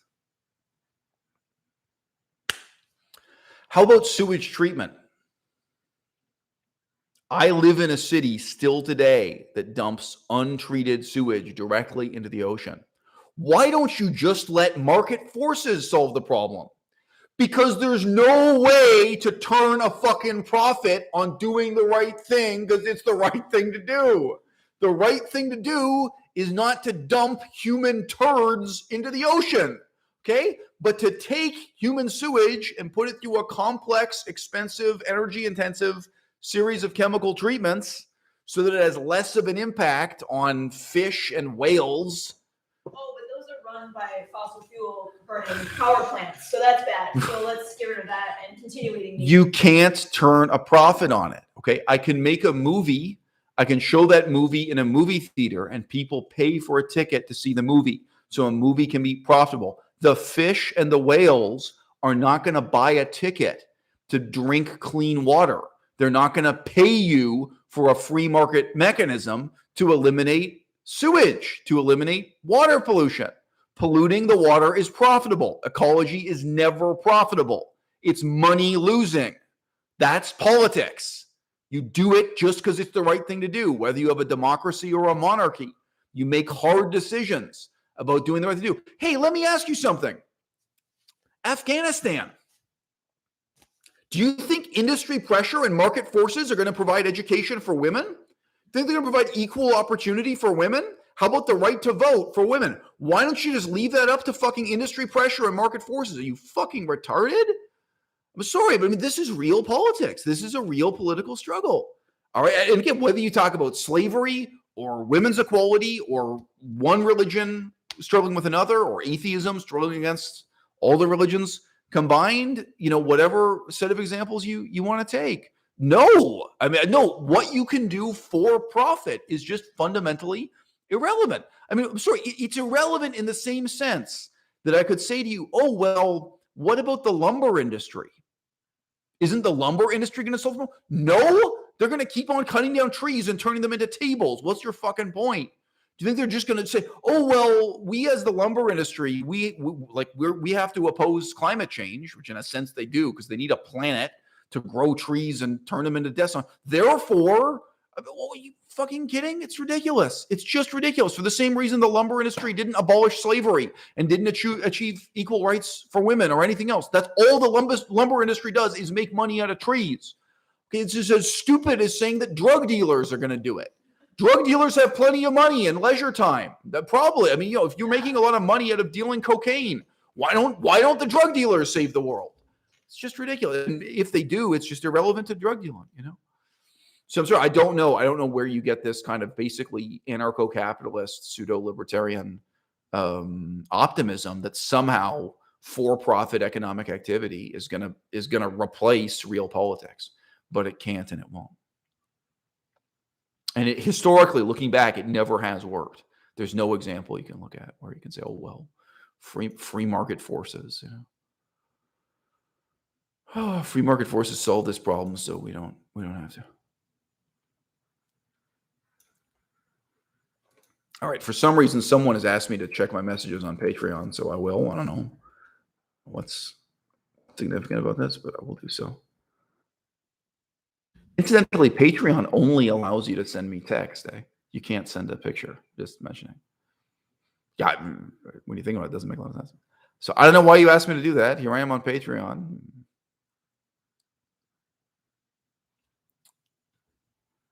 I got no new messages on Patreon. So I did check Patreon, but thanks.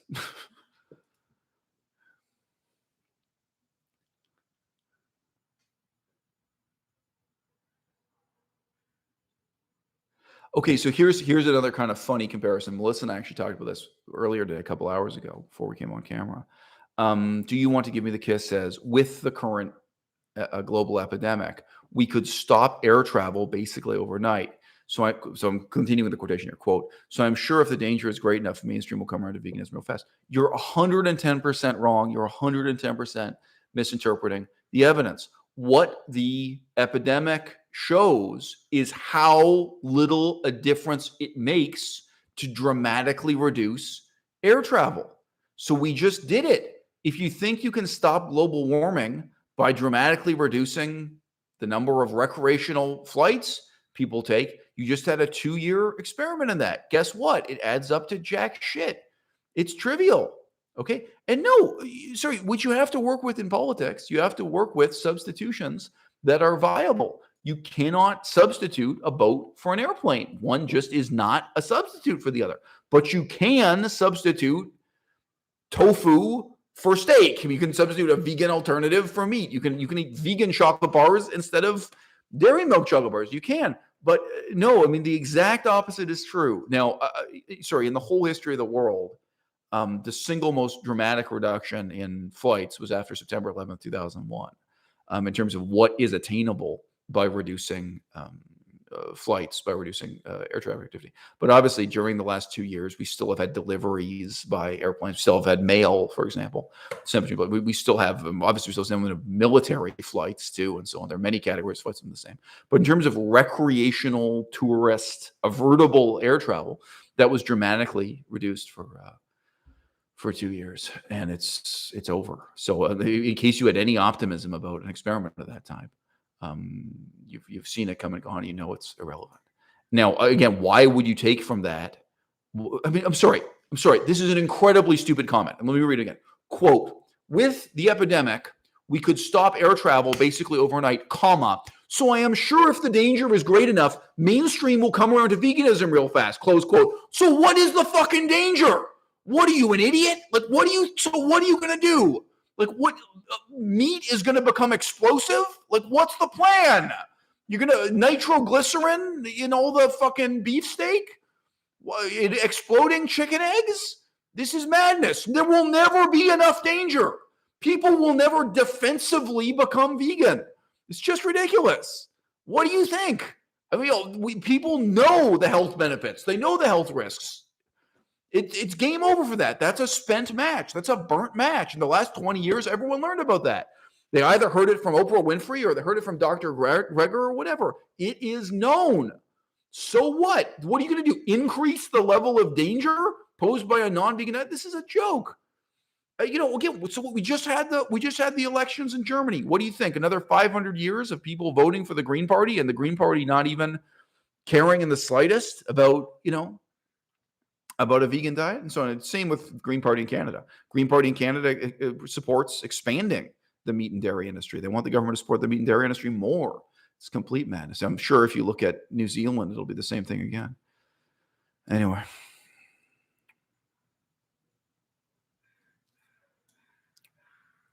So Levy, I don't know, Levy, I'm just saying welcome to the crowd, but I don't remember talking to you. Someone named Levy wrote in and said that MIT estimates overall total social collapse in the year 2040. Sounds like an interesting study. But still, I mean, we're living with all these things being known right now. And, people are becoming vegan at a completely trivial rate, just relative to population growth and relative to the fact that around the whole world, the amount of meat being consumed per capita is increasing. So by the way, guys, the first time I made this argument on the internet was on the website Vegan Mind Tricks. So I had this blog, Vegan Mind Tricks, I can probably bring it up.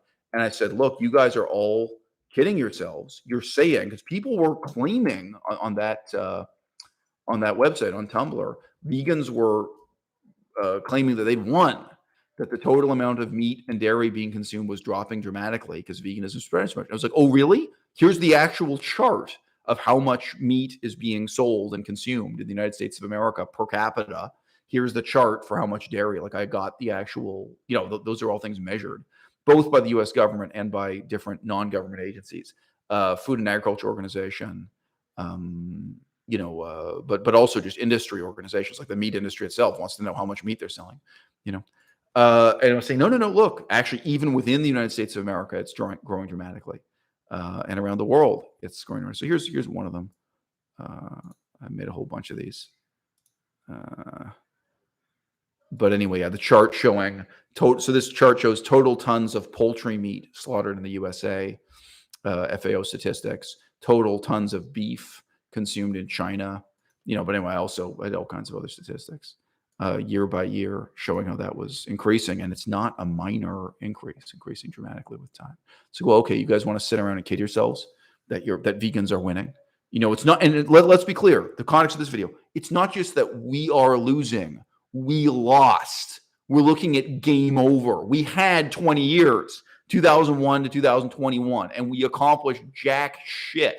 And now we don't have another 20 years. So what do you want to do? What do you want to do next? And no offense, but none of you guys are going to make it happen. I don't have one fucking person in my audience, and I don't even know one person over YouTube or over the internet. It's not like I can say to you, oh, well, Dr. Greger is going to solve the problem. Oh, well, none of you guys are going to help, but I have so much fucking faith in Dr. Greger. No, Dr. Greger has a multi-million-dollar budget, and you might as well take that money and shove it down the toilet. Might as well flush it out into the fucking ocean. It's a complete waste of millions of dollars. People for the ethical treatment of animals have millions of dollars. You might as well take that money and flush it down the toilet. No, there's no hope for anyone coming from anyone, and none of you are going to do anything. I'm not going to get one email from you. Not one of you as a project. None of you are going to hire me. There was a time when I was asking. There was a time when I was out there looking for a job. Say, look, this is what I've got to offer. This is what I'm trying to do. What I mean? Regardless of whether you hire me or I hire you at this point. I mean, I'm older.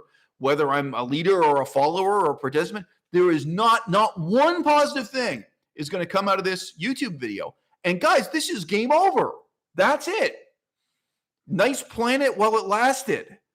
I mean, I don't think the planet's going to cease to exist. I think Western civilization as we know it is going to cease to exist. I think Bangkok is going to cease to exist.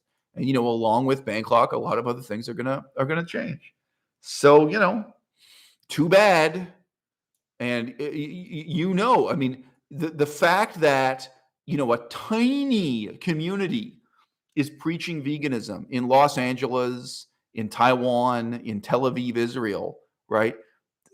The influence and impact that has compared to the number of people who are eating more meat in Africa, in China, even in Japan, in all of these places.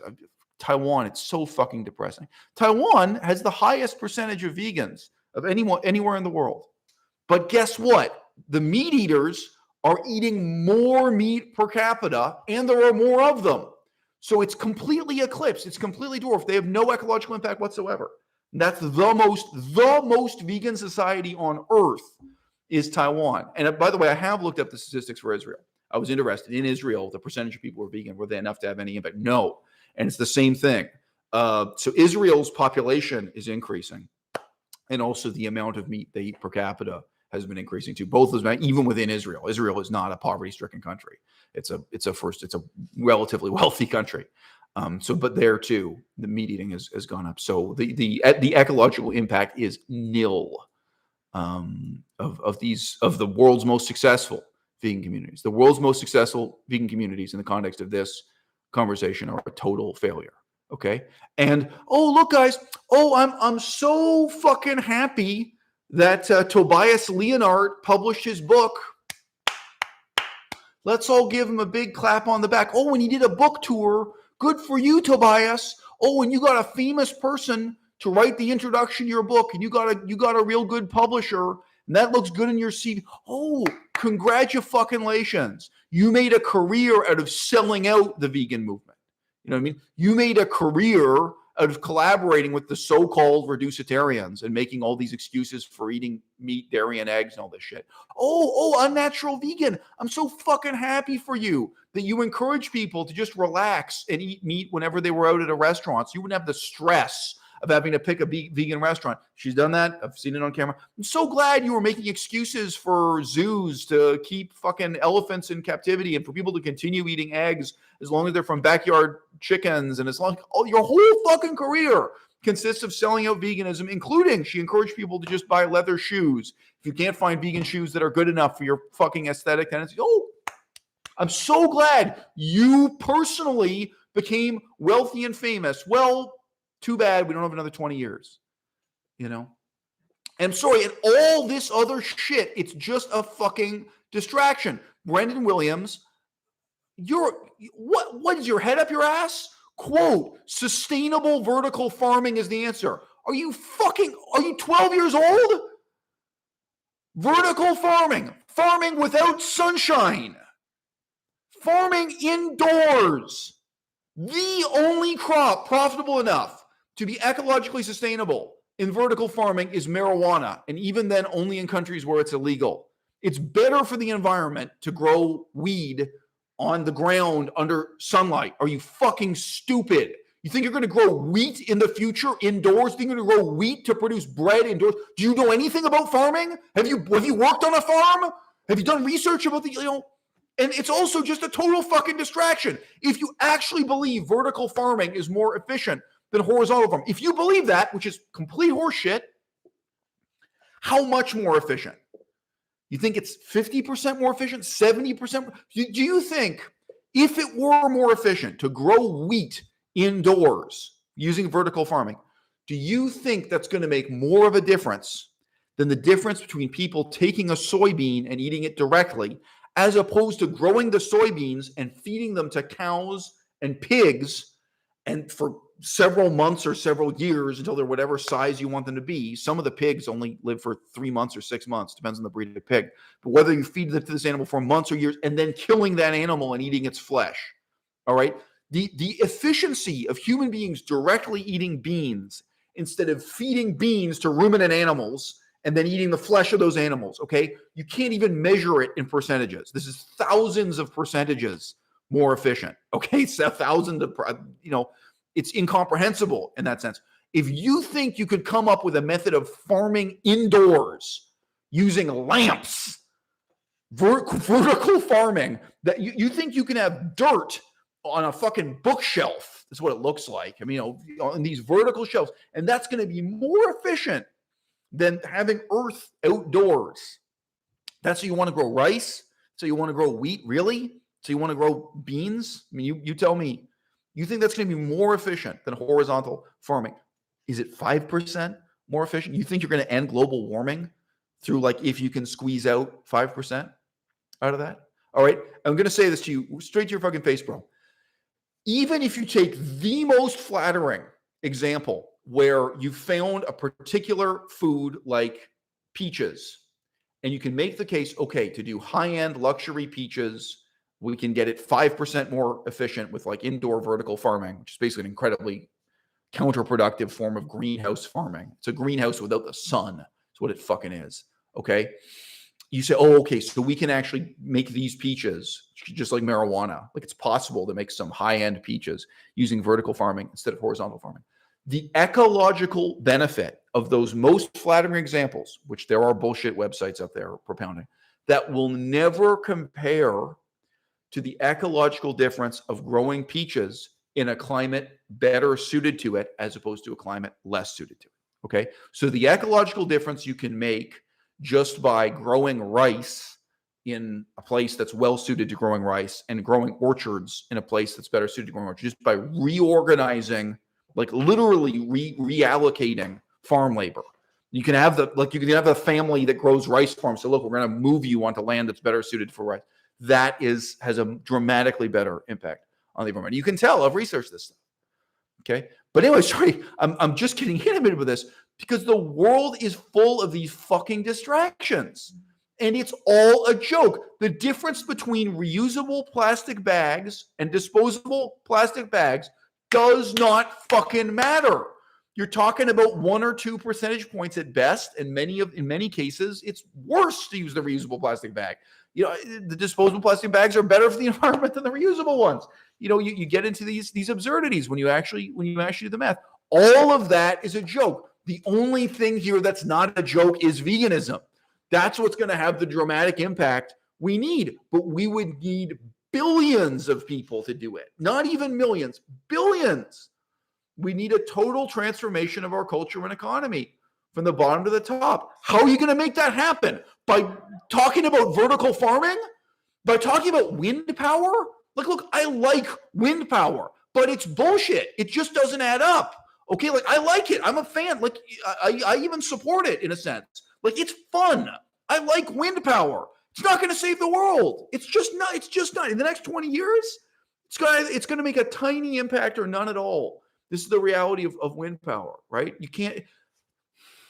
And you can actually visualize what it is you're replacing with wind power. Like you say, okay, so this is our coal burning power plant, and now this is the entire coast of Scotland being covered with wind turbines just to make as much energy as that one coal burning power plant. Like you can actually visualize what it is, megawatt by megawatt. It is just go on, yeah. to me, the human tendency to like innovate and make these enormous projects. Yes. In order to do everything other than yes, right. make it so that not one drop of water is fed to cows that will be slaughtered and fed to humans. Yeah. Not one soybean is going to feed these animals that go to feed human beings. Like, end it, end animal agriculture. It's an evil, horrible industry.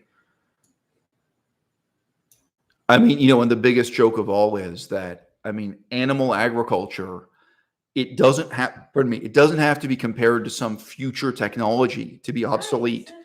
It already is obsolete in precisely the sense that Nike Air Force Ones, whatever, Nike Air Jordans, that Nike sports shoes are obsolete compared to non-leather vegan Nike shoes. Like the same company. So whether you use Puma or Nike or Adidas, they'll make the same shoe. They make it in leather and they make it with vegan materials.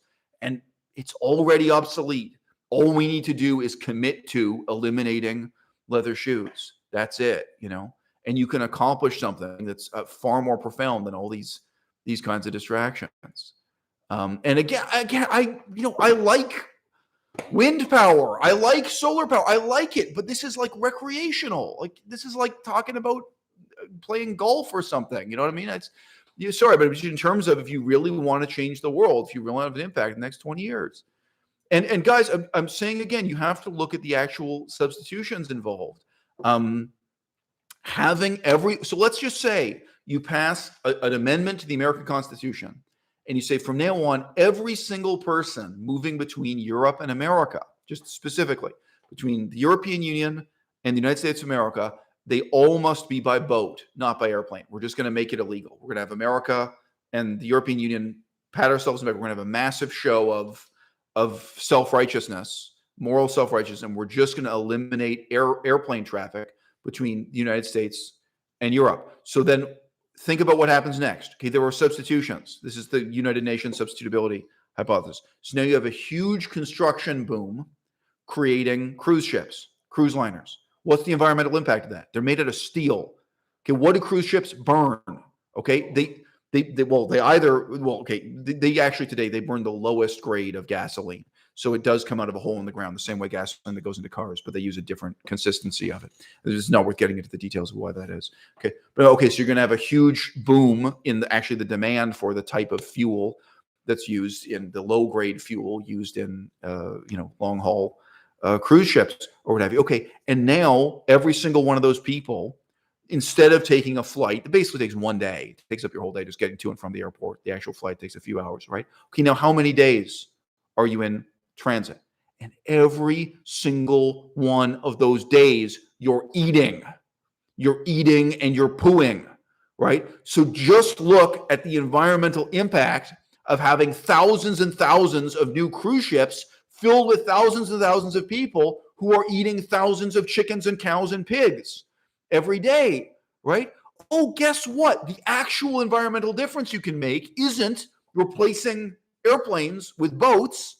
It's right now you could pass a law saying all the boats we've got have to be vegan and you'd have a bigger impact because of the nature of the substitution and the ecological impact of it, right? So, and again, I just say in numerous ways, there are limits to the substitutability of one technology for the other, especially when you're talking about using an inferior technology. Boats are inferior to airplanes, So, you're not talking about an upgrade, you're talking about a downgrade.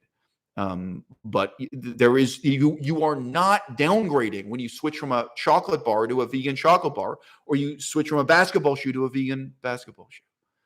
So I'm sorry, but ultimately what I'm railing against here is the indifference of my own audience and my own colleagues. What are you going to do? And I know, look, the people who are out here pursuing money, fame, power, respect, sex, the people who are putting on their bikini and posing on Instagram, they're not the worst people. They're the best people because they're trying to do something instead of nothing, and it's vain and pathetic and counterproductive. And I still reach out to those people because I think maybe, if you're willing to have this level of commitment, maybe you're willing to do something more. Maybe there's something positive we can do together, and nothing positive ever has happened in my experience. It's a great shame. But like, I can't look at James Aspey and his wife or something and say that these are the worst people. The tragedy is that they're the best. They're the best we've got. What hope have you got, guys? If you're in my position, who are you going to work with? Who should I email? Who should I phone today? It's not going to be Tobias Leenaert. I mean, I've tried. I talked to that guy for years. Believe me, I've reached out to everyone I could possibly reach out to. Okay, here's a great question for you guys. What university should I study at? Where is somewhere I can get a PhD or I can talk to someone with a PhD who's going to help me? There isn't one in the whole fucking world. Okay, if I want to be a scholar of Buddhism, there are a few universities where I can study Buddhist philosophy and get a PhD in that. They're all terrible. It's a joke. If I want to become a scholar of ancient Greek, where can I go and study ancient Greek? Oh, well, this happens to be the single most important thing for the future of planet Earth. And it has to matter now. It's now or never. Okay, it's now and in the next 20 years or never. And I've done the research. There is nowhere I can even get a degree as a vegan nutritionist. We did all the research for that. For us, the two of us as a couple, going into nutritional science, becoming advocates for veganism that way. There is nowhere I can even do culinary school. I can do vegan cuisine to become a vegan baker. We researched the shit out of that for years, and we actually spent many thousands of dollars on it, and I lost years of my life. So I can't get ahead in the nutrition side. I can't get ahead in the cuisine side. And guess what? I can't get ahead, and none of you can get ahead on the political side, which is what ultimately fucking matters, that there's no department of political science or anything like it where there are people with PhDs making more people with PhDs to actually get organized and solve the problem and change the world now. Start changing the world yesterday. And it's too late. Okay, I can't open my own university. I can't start doing that tomorrow. All right? The older generation let us down. The people who were doing this shit in the last 20 years, So it's in that context, I've got to say, Nina and Randa, they're terrible people, but they're the best people we've got in the fucking movement. They're all we've got left. Who am I going to look at? Who am I going to look to? James Aspey and Nina and Randa. Where's the hope for the future of the movement? And I mean now, my dude. I mean today. Who am I going to phone today? What are we going to do if we want to make something happen in the next 5 years? There is nobody and there is nothing. And it is time to say game over. We lost. You had your chance. Did you enjoy the last 20 years? What do you think is going to happen in the next 20 years? And what do you think? Are you going to be happy to just be sitting there with your arms crossed, smirking and saying, I told you so, as the negative consequences of global warming start to pile up? Is that what you want to do? Do you want to be right? Because I've said this for years. I don't want to be right. I want to win. All right. I want to make this difference in the world. You know what I'm saying? And for years I said, who's with me? Guess what? Nobody's with me. All right. Including not Vegan Gains, not Aaron Janis, not Henia Mania, like obviously not someone like Freely, but there were all kinds of intermediate people, all kinds of reasonable people who've appeared on my channel, like people I had a conversation with by Skype. None of them, not one. All right. I am alone, homie. And even if I don't know everybody in this movement, trust me, all of them know me. I am notorious. All of them know me. All right. And it ain't hard to find me. And any of them could have talked to me at any point, And, what are you going to do? Say, well, at least a natural vegan got rich. At least Vegan Gains got rich and famous. At least he got to sit and play video games for the last 20 years of his life.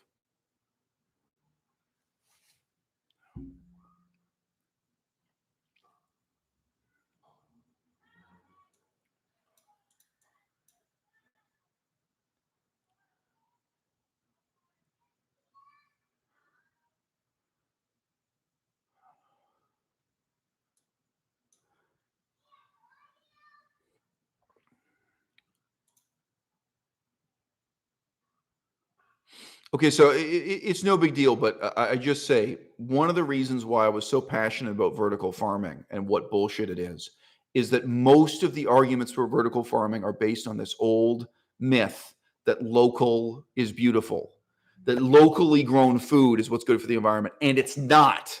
Okay, and that's why they talk about vertical farming, and that's why they want to, in general, do greenhouse agriculture. So again, I could make a whole video just about this topic, but to me, it's fucking boring, okay? Does it take a genius? I guess I'm a genius because I figured this shit out when I was like 16, okay? So no offense, but Eliza and the other people talking about this, I'm sorry, but this is a fucking joke. Shout out to Ron Sims. Ron Sims said, quote, as someone who knows and talked to farmers, vertical farming is asinine at best, okay? So here's the thing. During my lifetime, we lived through a little period of history called neoliberalism. We lived through a little period of history called globalization. And I heard all these ecologists claiming that neoliberalism is bad and globalization is bad, that it's bad for the environment, that it's bad ecologically. And it was all horseshit, okay? Do you know what's bad for the environment? People in South Korea trying to farm mangoes that can be more efficiently grown in Thailand. Now, just so clear, it's not impossible to farm mangoes. So you can. Now, especially, you can imagine if you get into greenhouses and vertical farming and advanced technology, you can basically farm anything anywhere, right? But what's actually more efficient economically and what's vastly better for the environment is to allow or encourage each ecological niche to specialize in producing the food they're best at. For the people of Thailand to farm the foods that their climate, their soil conditions, etc., can produce better than anyone else in the world, and that for the people of South Korea to produce what they're best at, and the whole continent of Africa, right? And that through globalization, actually, the main thing we've demonstrated is that we have vastly excess farming capacity on planet Earth for our needs. So I don't know if you guys know that, but like there is no economic need for Taiwan to produce rice at all. They still do, but they could completely shut down all rice farming in Taiwan. Nobody needs it. Globally, we produce way too much rice, and we're still doing it for cultural reasons. You know, so there are all kinds of. It's just total global capacity for vegetables and fruit and rice. It's vastly in excess of what we need. Now, if people become vegan, it's a joke because it's like 10-to-1 more. Because now we're not trying to feed all these billions of cows and chickens and pigs. Now we have way too much capacity. So no, the vertical farming, it is complete horseshit. And most of the arguments in its favor are based on you first embracing the delusion that the ethically optimal way to live is by importing and exporting nothing. That you should just have an isolated community, which again, for religious reasons, some people want to do. Like some people are religious fanatics. They only want to eat food that's produced locally. And therefore you get into greenhouses and vertical farming and all kinds of things so that you can produce what you need locally. But no, in terms of the production of wheat, I used to live there. There are gifted places at producing wheat. I mean, I think the single greatest in the world is probably the Ukraine and the adjacent part of Russia. You know, there are some parts of the world which they have the right climate and conditions to really grow wheat incredibly efficiently. Now, sorry, if I'm wrong, I'm wrong. I mean, if you're going to tell me now, no, the most efficient place to grow wheat is Afghanistan, whatever. But yeah, right, sure, exactly, yeah. No. Cotton is such a depressing example. Okay, so no, but really briefly, cotton is a great example. The government of Australia ruined their ecology growing cotton in Australia. And Australia is the driest continent in the world. It's the worst place to grow cotton, but for political reasons, they made it happen. No, it is better for ecology to allow cotton to be grown in in Egypt. Egypt is part of Africa. I was going to say Africa, specifically Egypt. But anyway, there are places in the world that are naturally gifted at growing cotton. People in Australia should wear clothing made of cotton from Egypt, Egyptian cotton. It's the greatest cotton in the world. The Nile River Delta gets all this rain and they can grow cotton and it's wonderful.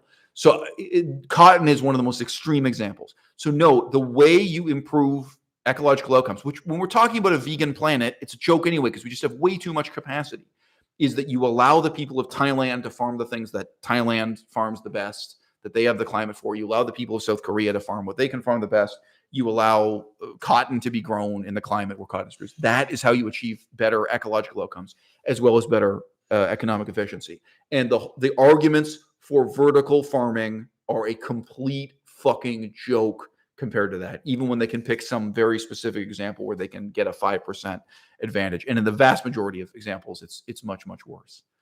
And, you know, sorry, and that a lot of that efficiency has already been accomplished simply through globalization, simply through neoliberalism, simply through people with no ecological pretensions whatsoever, just realizing, hey, we can make money by taking mangoes from Thailand and sending them to Europe. You know, now, but by the way, if America allowed that, the orange production of America would you know, change. But America, the government prevents you from importing oranges from the rest of the world. So, you know, to protect the orange industry. So, I mean, there is an issue of protectionism versus free trade.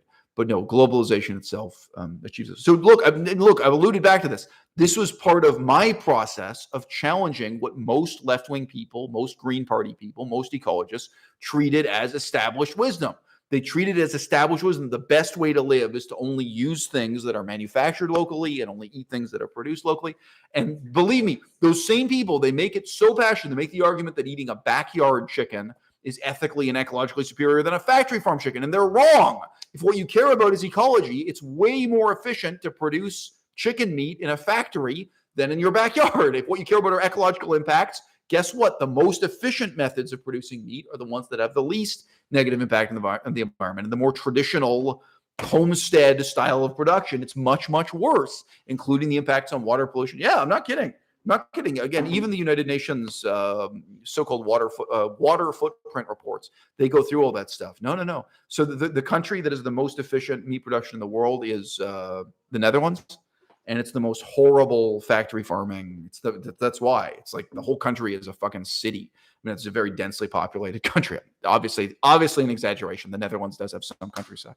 But, you know, and the countries with the worst environmental impact per pound of meat produced are the ones that are still using medieval homesteading methods of production. Anyway.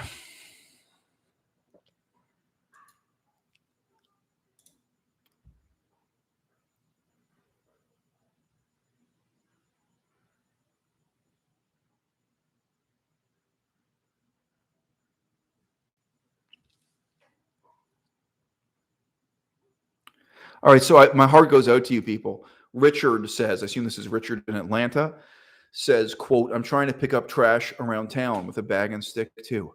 So look, dude, I remember once I went to visit this Buddhist temple in northern Laos, coziest place on earth, just north of Thailand, just south of Yunnan, China.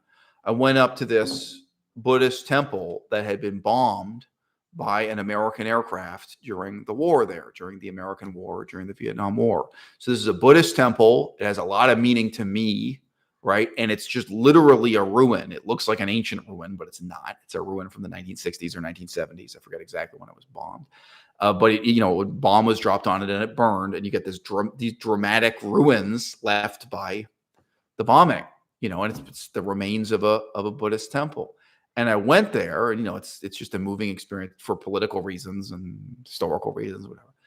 And, you know, it was so awful to see that it was completely covered with discarded candy wrappers and alcohol containers and amyloid hasip containers. There's a little local culture for you. It's this methamphetamine drink they have over there. Yeah. It's their equivalent of an energy drink, but that stuff has some kind of crazy drug in it. Gets you cranked up, you know. And I was so upset, you know, and I went and actually bought a garbage can. I bought a plastic garbage can tub, and I went around and was picking up this stuff.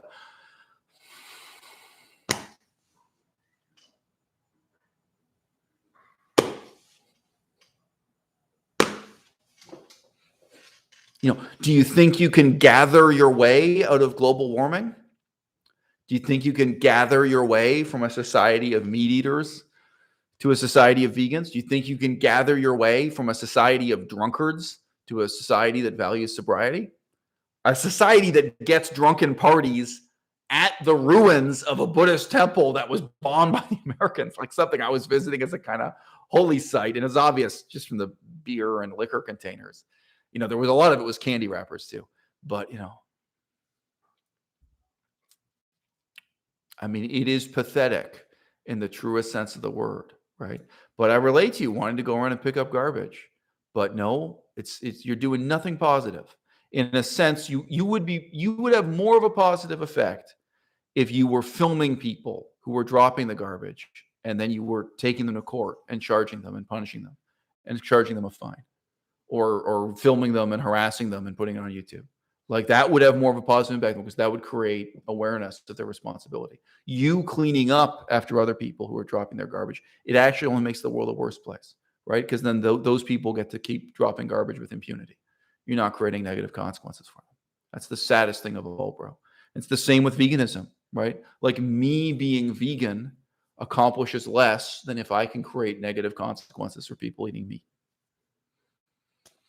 If we can start enforcing fines or deterrence for people eating meat, that's what's really going to make the difference, right? So Turfinator says, welcome to the crowd. I don't remember you here. Nice to have you. I just don't remember talking to somebody with this name before. And I'd remember your name. Turfinator says, quote, you're literally the only realistic vegan. I bring this up in real life vegan groups and I'm being quote unquote negative. Dude, I know. So no, thanks for coming. It's so fucking depressing. And that's why, again, I was saying, if you guys can't relate, like when I say that the people wearing bikinis on Instagram to support veganism, they're not the worst people. They're some of the best. Go to a local vegan meetup and you'll meet some of the worst people. And so I was talking to a vegan activist about a week ago, someone I don't know, we just met. And I said, look, dude, I'm totally alone. I don't have one colleague. And she said back to me, so I refer to women as dude. But she said back to me, well, that must be on you, like, given how famous you are. Like, like the fact that I don't have any colleagues, like, it can't be on them. It has to be on, like, it has to be my fault. And I just said in a kind of detached, reflective way, I was like, well, if you include factors that are unrelated to veganism, like the fact that I refuse to smoke marijuana, then in that sense, it is on me. Because like here, I live in the Pacific Northwest. The majority of vegans are drug addicts, like literal drug addicts, and they pick up on it. Even if you don't tell someone like, hey, I think you're a scumbag because you smoke dope every day and I don't, they pick up on it, right? So most vegans are drug addicts, video game addicts. They live totally meaningless lives of self-indulgence. So yeah, those people, the people who are like athletes in bikinis, if you think they're the worst vegans, you haven't met that many vegans yet. It gets way worse. And this is not even getting into the terrorist people. These are some of the worst people in veganism, the people who are into terrorism. But look, I don't, the people we've talked to, which is only a few people who are like career vegans in food services, they're terrible people too. Yes. Oh God. Oh, I don't want to talk about it. It's a long time. No. So Melissa just reminded me. Yes. Oh, that's such a telling example. Yeah. So we met people who ran vegan restaurants, vegan bakeries and stuff. Wow. Yeah. That brings it back vividly. It's years ago now. It's like 4 years ago or 3 years ago and stuff. Yeah. So, like, it's one thing to say you're trying to be a vegan activist despite meat eaters or like despite your own parents. But the reality is you're trying to be a vegan activist despite other vegans. And like this guy says, like he says, I'm the only reasonable or rational vegan he knows. And when you try to raise any of this stuff at vegan meetings with other vegans, it's just rebarbative.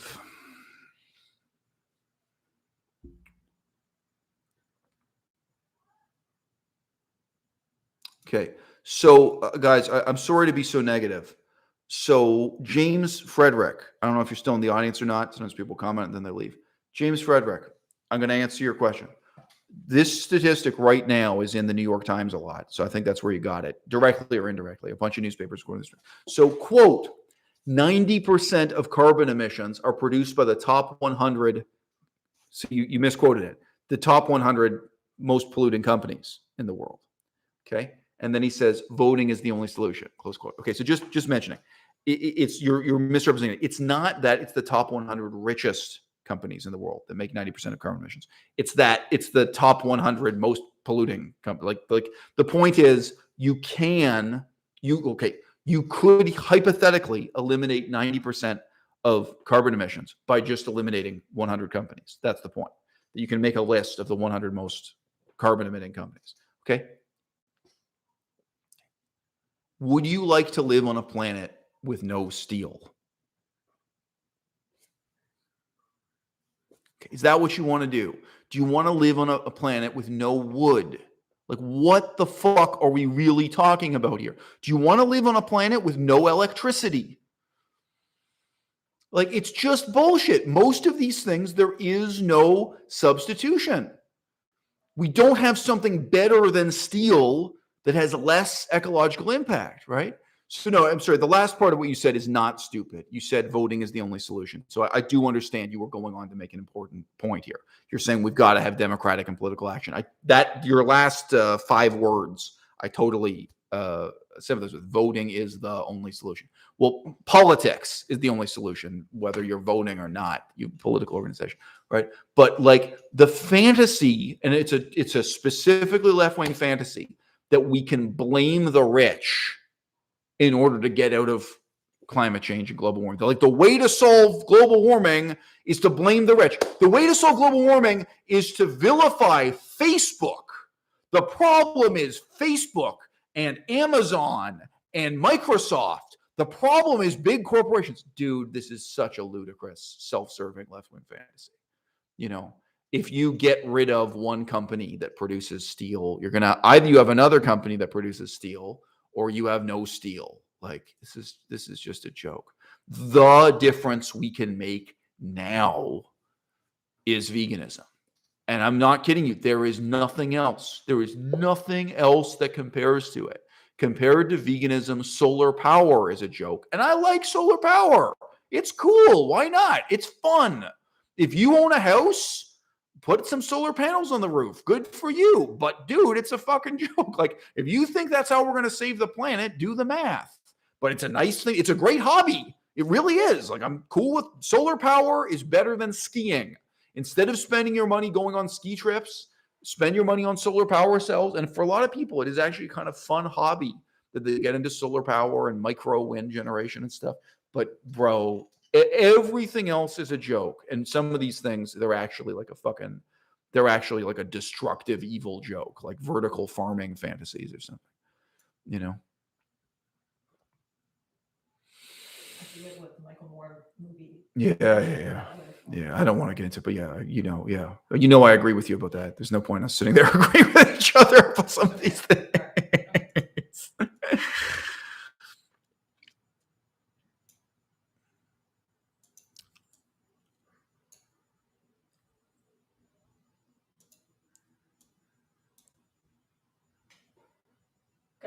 Sure. So who do we vote for and what do we vote for? Right. Yeah. Well, I think the person was just indicating that the point was in response to earlier talking about the free market solving the problem and saying, no, we have to vote. But the problem with voting is that you're presuming you're in a situation where you already have the selection in front of you. You already have the options set out for you.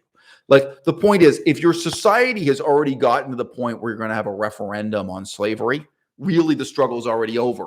The problem is we're not remotely close to that referendum. We're not going to have a referendum on veganism and vote for it, right? If your society has progressed to the point where there's a referendum on whether or not women should have the right to vote, even if they lose the referendum, like let's say it's a 50-50 vote, it's a close vote, you know the clock is ticking. Well, look, guys, we didn't get it this referendum, but within 10 or 20 years, women are going to get the right to vote. Like really, when you've gotten to the point where there's a referendum on it, probably the struggle is already over. You know what I mean? We are not remotely close to the point where any decision related to veganism is already on the table to be voted for. So that's part of the tragedy. But anyway, I interpreted him saying that just as meaning that we need a real political struggle. We can't rely on the free market. We can't rely on the profit motive to, we're not going to earn our way out of global warming,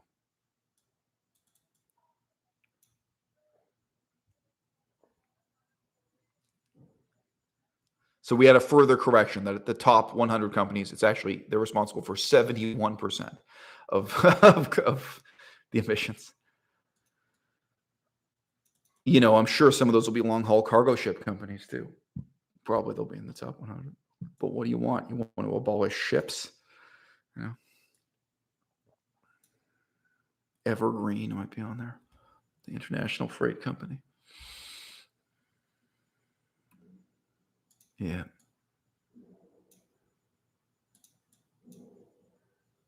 Okay, so this is a totally well-intentioned comment in the audience, but I've got to point my finger at you.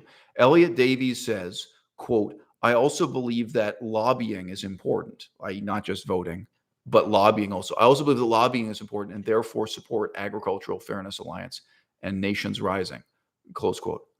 Okay, Elliot. Okay.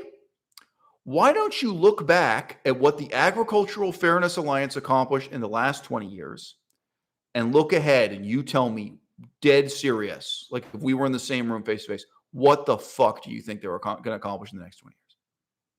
Why, Nation Rising? I did a whole bunch of videos about Nation Rising. Why don't you look back at what they accomplished just in the last 5 years? I don't think they existed for 20 years. And why don't you tell me what they're going to accomplish in the next 20 years? And here's my answer to that question. I think they're going to accomplish less than Dr. Greger, less than People for the Ethical Treatment of Animals, and less than Oprah Winfrey. I think they're going to accomplish less than Freely the motherfucking Banana Girl. Okay? I would not say they're going to accomplish nothing. I think that in the next 20 years, that is such a fucking joke what those lobbying groups are going to accomplish that you might as well take your money and flush it down the toilet. Or better, why don't you start really asking yourself what you can do with that money? If you say you support them, I assume you mean you give them money. You don't just give them thumbs up on Facebook, which is really going to accomplish nothing. We can all sit here giving each other the thumbs up on Facebook and Instagram until, the water is up to our neck, okay? Until, the museum I was part of planning in downtown Bangkok has become a scuba diving attraction. And, the history of, Athens, Greece is all underwater. It's underwater archaeology. You know what I'm saying?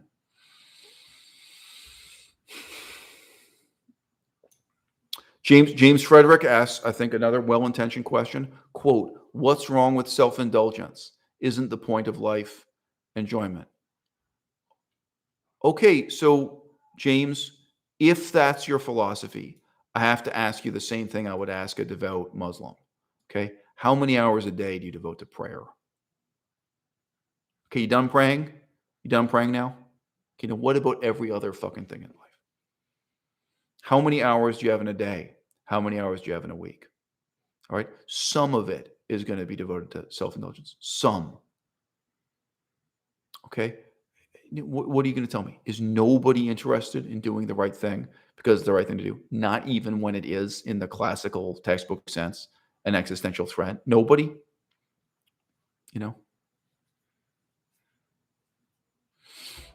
James, you're going to hear more about Afghanistan than you could possibly want to hear in the next 6 months. Afghanistan's going to be in the news all the time. Just people are reflecting on the way the war was lost. Okay. Do you want democracy in Afghanistan? Do you want women's education in Afghanistan? I do. What are you willing to do to get it? Just an example. I can give myriad examples, but that's one you're going to be reminded of, because even if you don't want to hear it, if you listen to any news whatsoever, read any news, you're going to hear about this shit that goes down in Afghanistan, because, the whole Western world is having a self-pity party about it. Okay, you want to play some more video games? You want to play some more golf? You want to go parasailing? Like, what the fuck do you want to do? Okay, that's the problem with self-indulgence. All right, you care about outcomes. You care about changing the world. You can't change the world through self-indulgence. And look, this brings us back to the basic premise of this video. That's what James Aspey tried to do. That's the methodology for vegan activism of James Aspey and Freely the Banana Girl and Durian Ryder. They thought that they could be so self-indulgent that they would attract legions of followers of other people who wanted to be self-indulgent just like them, and they transformed the world. Well, guess what? You walk up to that magazine rack in the grocery store, and there are 300 different magazines offering you 300 different models of a life devoted to self-indulgence. And veganism is just one more magazine. It's one more competing voice saying, hey, here's the way to enjoy your life. Here's the way to be a self-indulgent asshole. It doesn't change anything. All right. People who want to change the world and people who really do change the world, they do have some margin for self-indulgence in their lives. I can just say, when I play with my own daughter, Just sit and play with her. If you play with blocks with your own daughter, if you play with a pair of scissors, cutting pictures out of a magazine with your own daughter, there have to be some number of hours of the day given to self-indulgence. Okay, you done? You done now? Does anyone want to save the planet? Anyone want to save more than 1 billion animals? Anyone want to save billions of human beings? No? No, not any motivation for anyone? Because let me tell you something. In the last 6 months, I've had 0 emails of this kind. And I would have to really search my mind.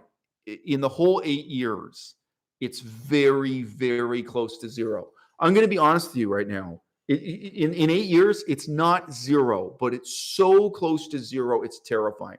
So there's one I can remember, and it happened to be a good-looking woman. But as far as I know, that's not why she was writing to me. There was one good-looking woman who wrote to me, and I think she was in Poland, but if it wasn't Poland, I'm sorry, it was the Ukraine. Like maybe it was the Ukraine. It was one of those countries. This is years ago. That's why I can't remember that clearly. And she wrote to me and said, like, we're really just at the beginning of this struggle here in Eastern Europe. Like people here are so in favor of wearing fur coats and they're so in favor of eating meat. And she was trying and I said, and she said something about wanting to talk to me about like getting organized. And I wrote back, and let me tell you something, I'm all in. At that stage of my life, this a couple years ago, I can move to Poland. I don't give a fuck, bro. Like I'm willing to take risks in life. I'm someone who will move to Cambodia. I don't give a fuck. I am all in. I can go and visit Poland, and I can never leave. I have reasons to live in Europe. I have a daughter in Europe. Fine. If there's a vegan movement I can be a part of, I've learned languages a lot harder than Polish, sorry, I forget now if it was Poland or the Ukraine or what. I like living in a war zone. I like living in a poverty-stricken war zone. I prefer living in places like Cambodia and shit, Really, I don't need to live in bourgeois comfort. But she wrote me this one message that just said in this sense, like that she really felt they were just at the very beginning of trying to get veganism going, challenging this overwhelmingly pro-meat, pro-alcohol, pro-fur culture. And I was like, oh, well, great. Look, let's talk on Skype. I think it was, but I didn't say Skype. I said telephone. Like, look, let's talk. Like, I want to talk. Like, I want to get involved. Let's do it. Again, I don't know what's possible. Never another message. It was one, never heard from her again. But like in the whole 8 years, I'd have to sit here and really think like how many little conversations like that were there in the whole 8 years. It is very close to 0, and that she wasn't even promising anything. She just said she wanted to talk to me about it. There was no real, well, okay, I was going to say there's no initiative. There was a little bit of initiative there. That's why I remember it, So look, guys, we had 8 years. Hope you enjoyed it. Hope you feel good about yourself. Did you see the new Star Wars movie? Like, what the fuck are you doing with your life? What are you going to tell your grandkids? It's way past fiddling while Rome burns. And again, it's not the focus of this live stream. It's not the focus of this episode. But every day, pigs are being lowered down in those fucking demonic gas chambers, these vertical gas chambers, and are thrashing and screaming themselves to death. And every day, human beings are being brutalized by it too. I even feel bad just for the people who work in that slaughterhouse and watch the animals die. I mean, I know the humans, they're profiting from it, but still, I pity the slaughterhouse workers, Okay, so I'm going to wrap this up. Do you want to say something, or you? I was wondering if you wanted me to turn on the light. No, it's cool. So look, again, so guys, I'm trying to just calibrate this. I'm trying to frame it this way. You can see why. Someone from the audience called I Love Animals says, welcome to the audience. I haven't seen you before. I Love Animals says, quote, maybe veganism needs a new branding to change the narrative to food justice or something like that, I presume. Most people have a negative reaction to the word vegan because it feels judgmental or that you're morally superior. Okay, great theory. How much of a fucking difference do you think that's going to make in the next 20 years? We've already done all this shit, guys. I'm sorry. We tried rebranding animal rights in different ways. We tried rebranding veganism to plant-based diet. Like, I'm not saying this to ridicule you, but it's ridiculous, all right? Like, it is ridiculous. If you think that transforming the vegan movement by changing the optics, right, changing the branding from vegan to food justice, do you think that's going to be like a 5% improvement? Like a 10%? What kind of impact do you think that's going to have realistically? I don't even think it's going to be 1%. But like, you know what I mean? That kind of difference in brand. What if PETA changed? What if you changed the names of PETA? That's a great example. People for the Ethical Treatment of Animals. They could change their name to People for Food Justice. Maybe they would be 5% more successful. Maybe they'd be 10% more successful. Maybe they'd be 10% less successful. Okay? Like, I get it, what you're saying here. But in this context, looking at the last 20 years, looking at the next 20 years, and calibrating this in terms of real world outcomes that are relevant to global warming, outcomes that are going to impact billions of people fast, right? This is a joke. Like, this is less than nothing.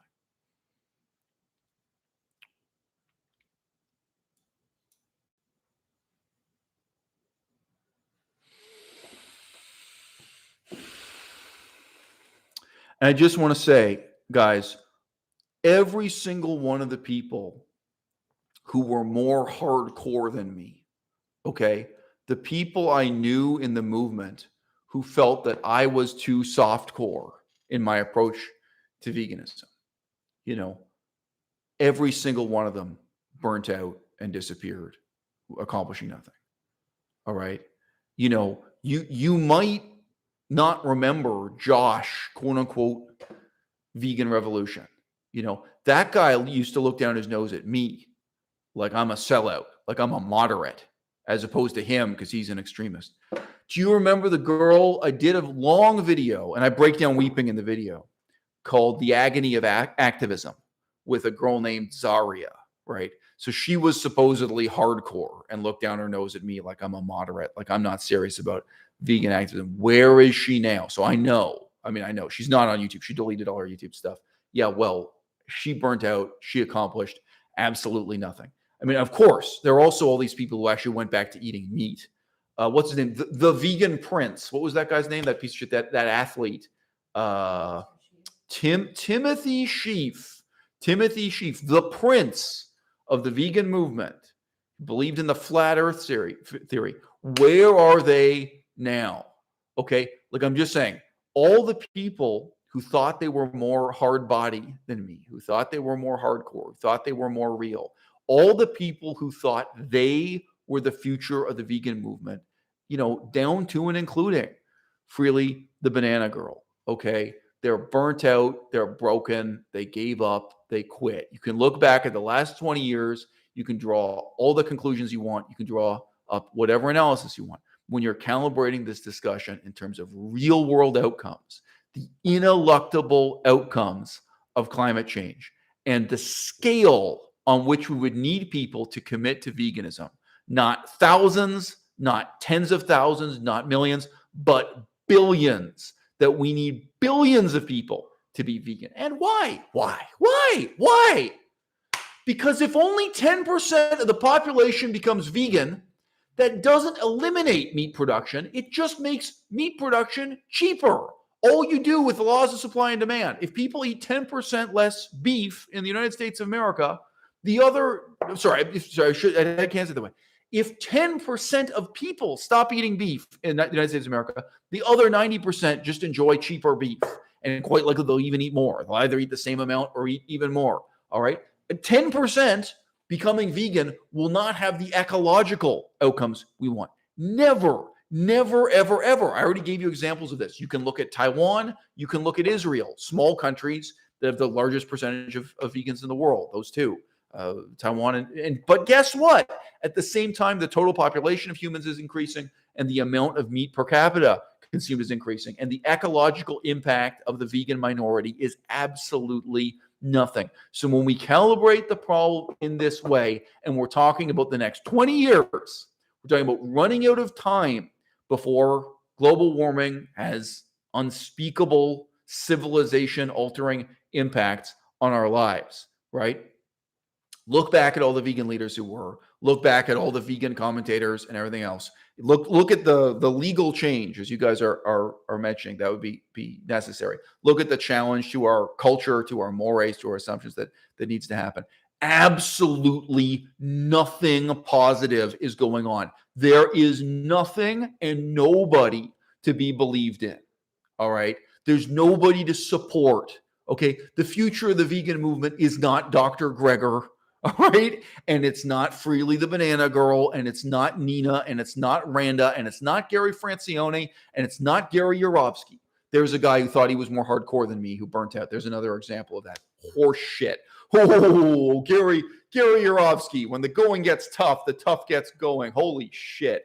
Yeah, right. Everybody's fucking hero. Everybody's fucking vegan. Gary Yourofsky. What's he going to accomplish in the next 20 years? Nothing. What did he accomplish in the last 20 years? More harm than good, in my opinion. Okay. So, so what now? What next? Tragically, all I can say, as always, the future of the vegan movement is you, or else it is nothing at all. Okay? Anytime you trust a charity, anytime you trust a foundation, anytime you give a donation to someone else, you're basically making the judgment that you are not competent to do that thing yourself. You can't do it with your own hands, with your own mind, with your own judgment, right? Right now, there is nobody else you can trust. There's nobody you can give money to make this happen. Either you and I, whoever you are watching this video, either we are going to make something happen ourselves, or else nothing is going to happen at all. And we will be in the position of standing around with our arms crossed, smugly smiling and saying, we told you so. We can be the most smug fucking corpses floating as the ocean levels rise.